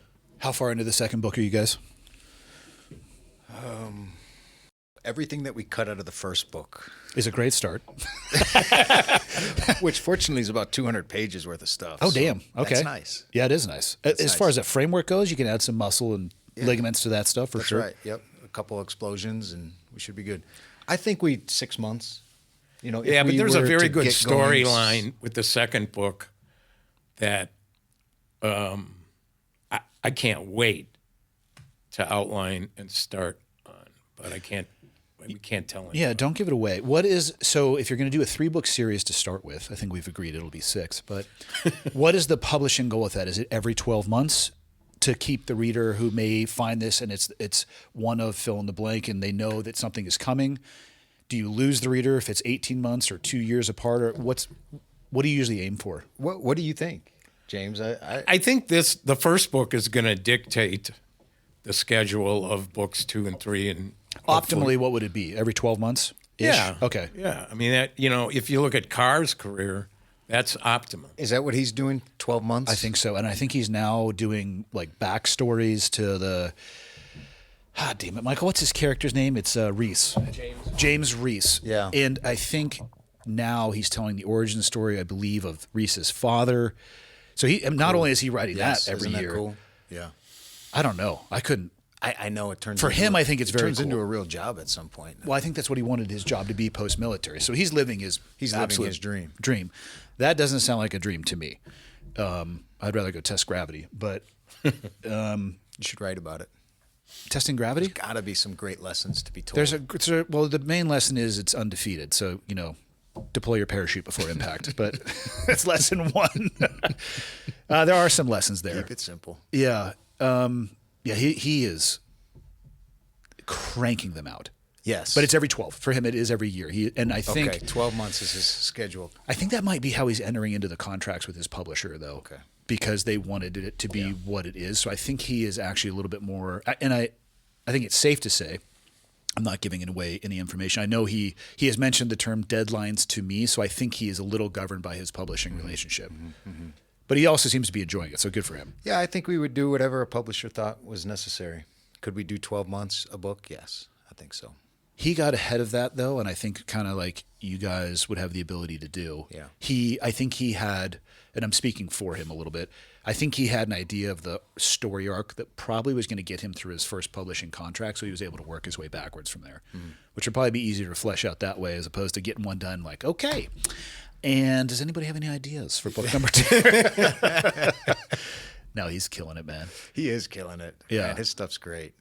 So I'm assuming you're just going to keep writing. Correct. What are you going to do? You're out of college now. Kids, you're an author. Are you gonna dive into writing, or what else do you think you want to do? I don't know. That's a good answer. That's what I say with my life too. I really don't know. I don't know what I'm going to do when I grow up. I probably won't grow up, so I don't know if I'll ever know. Okay. You know, I What are you doing professionally I've got my outside of writing kids. now? I started a school. Okay. So I think I'll continue to grow this. It's a micro school. It's a nature-based, learner-driven micro school. So essentially, Interesting. we spend all day outdoors as much as possible. I like it. So I think we're going to grow that. We're in our second school year, and we just opened enrollment. We're looking at opening almost double. So we had about 30 kids this year. Awesome. So we're considering doubling that for next year if we can get the families. And this is obviously geographically located where you live. It's in Crown Point. Yeah, it's on some Okay. property that I have in Crown Point, Indiana. What's the name of the school if you want to give it so people can research if they live Yes, there? take a look. Wonder Academy NWI. Wonder Academy, Northwest Indiana. Okay. Their social media presence is real good. Okay. There's a website too. But Michael? please do check that out. I mean, it's just so cool, right? These kids yesterday, Boom. yeah, that's it. Yes, that's Accept it. those That's it. cookies, That's it. Michael. Accept them. Yeah, this is it. So that's the ranch. That's the Hruby Ranch there. That's a little property that I bought when I was getting out back in 2014, and we just started turning it into a homestead. I was going to live there, but I got divorced and it didn't work out that way. I did live in the barn though for a while. That's probably fun. Awesome. Actually, it was really fun. Yeah. Yeah. I regret ever leaving there now. Keep scrolling down, These are the Michael. girls here. Nice. They're the founders, 3 girl founders. They were looking for a place to do a schoal, and Can I give you some feedback on your website? Yeah. Will you use a fucking higher resolution photo, please? I don't do websites, man. But I will give them that feedback. Hey, See look the at difference this. Look at between the this. two? Yeah, no kidding. Let's see. Hold on here. Keep going. I don't think I'm on this page. But yes, I don't wonder. I'm just worried about my resolution now. Just let it haunt you. So We don't need to look at it. I want you just to wonder for the rest of the day. I don't get haunted all that much anymore. But like yesterday, they I love these concepts, though. yesterday they made sourdough bread in a Dutch oven over the fire. Nice. That was the lesson for the day, and then they broke bread and they ended their day. I love the concept. And if you see on the social, they show some videos of these experiences. I mean, these kids just absolutely love their day. They love school. They love being there. It feels like a different experience of education than what we probably got inside of a cubicle classroom. Likely because it is a different experience. And it shows. It shows in the way these kids behave. It shows in their enjoyment. So that's what we're working on now. That's something I'm doing now. I do some Airbnbs. Okay. Have a few properties that we Airbnb. I'm trying to figure out how we have 4 veteran families, kids that go to our school that are veterans, and this is all private funded, so we don't get any money from tax dollars. Okay. So it's $7,000 a student. So I'm really working on developing a scholarship for veteran families to put their kids in the school. That's one thing I'm working on. I have a little 501c3, the Frogman Foundation. We don't do very much yet, but I'd love to incorporate programs for transitioning veterans and their families, and giving them a few opportunities to learn some, coping mechanisms and ways of dealing with PTSD, et cetera. Those kind of sort of things. Like, when I got out and I got divorced, my life pretty much went to total and absolute shit. It was the hardest, worst experience of my life, harder than buds and anything else. I say the exact same thing. Oh my God! I even just thinking about it now, it gives me a little bit of, It was the most accurate depth and sounding of who I was as a person that I've ever experienced. Somehow I am on the other side. I don't know how, but I did not think I was going to survive that. I thought I was going to die as well. So From the inside out, I was burning. I went right back into the chunking or the time philosophy. Yeah. I remember being on Zoom calls. Went right back to the old ways. Dude, I don't know how else I would have gotten through it. There were days where I just, how is this possible? How am I possible? Whether it's in the discovery process and they're asking for 3 terabytes worth of, I'm like, how am I even going to get all of this? Where do I do this? Just so easy to get overwhelmed. And I just chunked it, man. Yeah. Same thing. Yeah. What are you learning right now? Do you have anything that you're pursuing that's pushing you as a person? God. Because you talked about everything you're doing for others, the school, the Airbnbs, which is economical. Right. I'm curious because I've realized in myself I do way better when I have something that I'm trying to master that is not masterable, or something new that I'm trying to learn. I think it keeps you young, in air quotes. The first thing that jumps to my mind, I'm trying to figure out this idea of how can I have the most impact but do the least amount of work. The most impact, but the least amount. Yes. And apply. Yes, isn't it? That's the master key to life. Yes. Right. And how can where can I influence in whatever avenue that I decide to go in? But I have to maintain my own, personal energy. Right. So I can only put so much in, but I still want to get the most out of it. And I want it to be beneficial for everyone. So I may not be able to have the most impact. But relatively, what's the most I can have? Impact. Yeah, you could say what is the most impact I could have while maintaining that sphere that you're unwilling. So I have 100 hobbies, things that I love to do. Which one challenges you the most? Well, I love to snowboard, right, and I love mountain climbing. Okay. So those 2 are probably my favorite. The hardest part about it is just finding time to go do it. So that's part of the challenge, right? And so I'm looking at my entire life, like how can I still be present with my family and my kids, but still go and do these things that require me to get in an airplane, fly, spend 3 days up in the mountains, and then come back. But you got to do those things too. So, figuring out how do I balance all of these things? That's really the task now. Can I enjoy? Can I have businesses? Can I, write books with guys? And that's what, I had to partner with somebody to be able to do these things. There's just no way around it. Yeah, I'm not going to sit down and write the book and edit it and send it to friends and re-edit it. And it's just not going to happen all by myself. So if we're going to do this, I need somebody that is brilliant, that's motivated, that's an awesome, great guy that we have a great relationship with, and he wants to do it and loves to do it. And he's, this is his talent. How do we work together to do this? So that's kind of, whatever it is that I'm trying to kind of work towards, it's like putting together great teams like these 3 girls, right? They're the genius in this whole school process. I'm kind of like a facilitator, caretaker of the land, right? And so giving and finding ways to make it happen. So that's what that looks like. And I get bored easy, so we get stuff done and we make it happen. Because you're still looking for problems, and then I'm looking for something else, right? Or it's looking for me. Yeah, I don't mean problems in a bad way. It's right. It's the habitual nature of our mind, given our old career. You get the idle time. I hate the idea of being bored because there's always a problem out there that I could solve. And the more complex the problem, oftentimes the more interested I am in the actual problem. But I just can't turn my brain off from looking for them. I don't think you're ever going to. No, I've accepted the fact that it just is what it is. Exactly. I try to manage my time appropriately around That's them. how I have to do it too. Because there are more problems than my calendar will allow for. That's right. And it's a slippery slope because sometimes I'll try to stick them all on the calendar and nothing good comes from that. I know. Other than exhaustion, and usually I get sick. I know. That's what my calendar suddenly looks like now, too. Yeah. It's gotten out of control.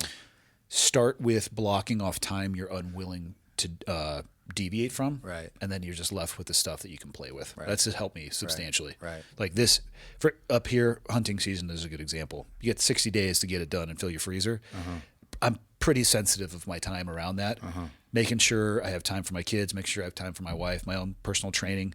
Because otherwise you're on the road so much, like, oh, shit, I didn't get to train for a week. I'll do twice as much this next week. Yeah, I'm 47. Right. Yeah, that doesn't work so fucking well. What the hell, dude? Why did we have to start getting like that? There was a time where I could just go. I mean, I could probably train 4 or 6 hours a day. Yeah. And feel like you were and still a feel lazy pretty piece of good. shit. Yeah. Yeah, those days are gone. I'd still look in the mirror and go, come on, Tom. Yeah. I know those days are so long gone. It's about optimizing now. Yes. Yeah. Who'd you guys publish with? Tactical 16. It's a veteran-owned publishing company. Colorado Springs. I can't say that I've ever heard of them, but it Chris sounds cool. Schaefer is the owner, and I think he was a Green Beret. Is that right? Am I right? Ranger. Okay. T16books.com. Yeah, I know. We'll put the link to it in the show notes too. Okay. Is that the only place you can get it? Is this thing on Amazon? Amazon. Is there an audiobook? It's coming. It's not out yet. The book just... Who's reading it? Oh, I don't know. Petitioning? No. The only person I think should ever read audiobooks is James Earl Jones. It'll be the longest. I think it's gone now. I know. Yeah. Somebody threw this one out, though. Morgan Freeman is a good second. Yeah. Yeah, those would be good. I have no ability to help you with that, but I think it would be amazing. You can't get us in contact? No, but it would be fucking awesome if I could. That would be real awesome. So there will be an audiobook. There will. Okay. How long has this thing been out? January 20th was the pre-sale. So March 1st today. So if that's the pre-sale, when is the official launch? Well, it was February 7th. February 7th. We Okay. had our first event, and it's on sale now. Awesome. Pre-sales We had a super turnout in Chicago for our opening book signing. Well, here's the deal. There's no way we could ever cover everything in one episode. So how about we just agree to this? Every time you guys come out with another one, we just circle the wagons and have another conversation. Because we've actually been at it for almost 2.5 hours. Yeah, deal. Yeah. Deal. I feel like we can go a lot longer, too. We could probably do 5 hours. Yeah. And the problem is that's too long of an episode for anybody. We're better off doing it in iterations because we just scratched the surface. Yeah, let's do that. On a variety of things. But before we close it up, closing thoughts from both of you guys. What do you want to leave people with? Well, I want to thank you for having us out. Of course. And And having us open on. invite in the future anytime you guys want to come out. Thanks, Andy. We love it out here. And, on our wish list, your pod was high, top of the list. Closing thoughts. This book grabs you from the beginning, and I think it dispels, what people normally think about team guys, and it shows a depth of Declan's character that is fun to read. And working with Tom was an honor. It was really an honor. When I met him 10 years ago, I wanted to write a book with him the day I met him, and it came true. Took a little while, but it's been an honor, and I hope this continues. Cool, man. Thanks, James. That's awesome. Well, our friendship has really grown a lot, and I do appreciate that. I appreciate our relationship. Thanks, man. Yeah. It's been good. It's been great. I mean, we became friends in 2 of our hardest times of our lives. I was getting divorced, and he lost his wife. And we stayed about buddies as through that. bad as it's going to get, I think. Rough, rough times. Yeah. So I really love that. That's part of the story too. Well, I'm going to interrupt real quick and I had not known Tom very long at all, and when my wife got real sick, he came to visit her in the hospital, and he came to Mary's funeral. And I had friends I've known for 50 years that didn't show up. You might want to pick a different term for those people. I already have. Yeah. But it was just Shame. I just wanted to throw that in there. And I'll never forget that. You figure out who your friends are when it's raining and they're standing out there with you, even if they have an opportunity to be under a shelter. Yeah. Yeah. Yeah. Well, I mean, come on, look at this guy. What's not to love? I mean, I'm going to get one of those hats I mean, immediately. I love the most interesting people that there are, and Oh, of course. It's the is it spice of right life. here. Dude. It is so great. There's no way I was gonna let this guy out of it. Yeah. Love it, man. The book's really cool, and it tells a cool story, but it just talks about, it's just everybody's so much more than they think they are.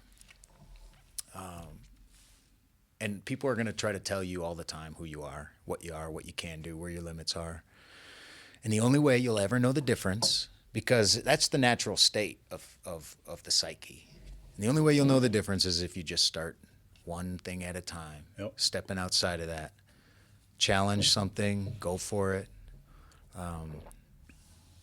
But you got to do it. You just got to take the step and just go. Go. You'll figure it out. The path will be laid out in front of you as you go. It's a tough concept to grasp. People want the path before they start. You just got to take the step. Yeah, I agree. You're not going to see the next step. You just take it. Be confident. Trust yourself. Believe in yourself. It'll be all right. In a long enough timeline. There are moments where you think it's not going to be all right. Yeah. But you got to, again, I'm telling you, man, time. Fuck. Yeah. It was the number one tool I had as an instructor. How could I get you to think about time? That's all I did. God, you could get people to quit. So you're really saying that you guys would then intentionally put your arm in front of our face so we could see the face of the watch? Oh, man. Some play checkers, some play I chess. really thought that I was getting one over on you guys. Do you forget that we were students too? You got to. Where do you think we learn these tricks? From yourselves, okay. Yeah. That's funny. Nothing accidental happens there. That is funny. I really thought that I had a great thing going. We know. It actually did work, though. We It know. still does work, even though it wasn't inaccurate. We know you thought you had something going. It's okay. Because that trick wasn't for you. It was for the other people who on Tuesday read our watch and said, oh, it's Monday evening. Oh, my God. How, you didn't do first phase. Who's the instructor that got caught was in trouble for abusing prisoners in Abu Ghraib? Do you remember No. him? No. Okay. I figured that would have happened I was long trying to before he think of got my there most as an instructor. memorable instructor from first phase. I don't know. I don't. Maybe, I mean, it's totally possible. And then Instructor Kraft was my second phase. Yep. You were too. Yep. And Ledford. Yep. You ever talk? Do you stay in contact at all? No. And not intentionally. And I also think that's just kind of, I mean, I geographically moved. I occupationally not separated, but diversified myself from that. And guys just communicate differently than girls. I could reconnect with any of those people in 5 minutes and we'd be back up and running. Yeah. We really could. Yeah. There is a difference in communication and then just the way that men and women manage relationships. I watch my wife have multi-hour conversations with her sister and her aunt and her mom, and I would blow my brains out. You know, average guy conversation. Hey, what's up? Anything new? Okay, later, fucker. Done. Talk to you in a decade. And the person be like, okay, cool. Yeah, they'd be like, we're fine. that You know was what I mean? great. Yeah, it's just different. We love each other. Yeah. All right, gents. Yeah, that was great. Thanks. Yeah. Thanks, We'll Ian. do it again for sure. Cool.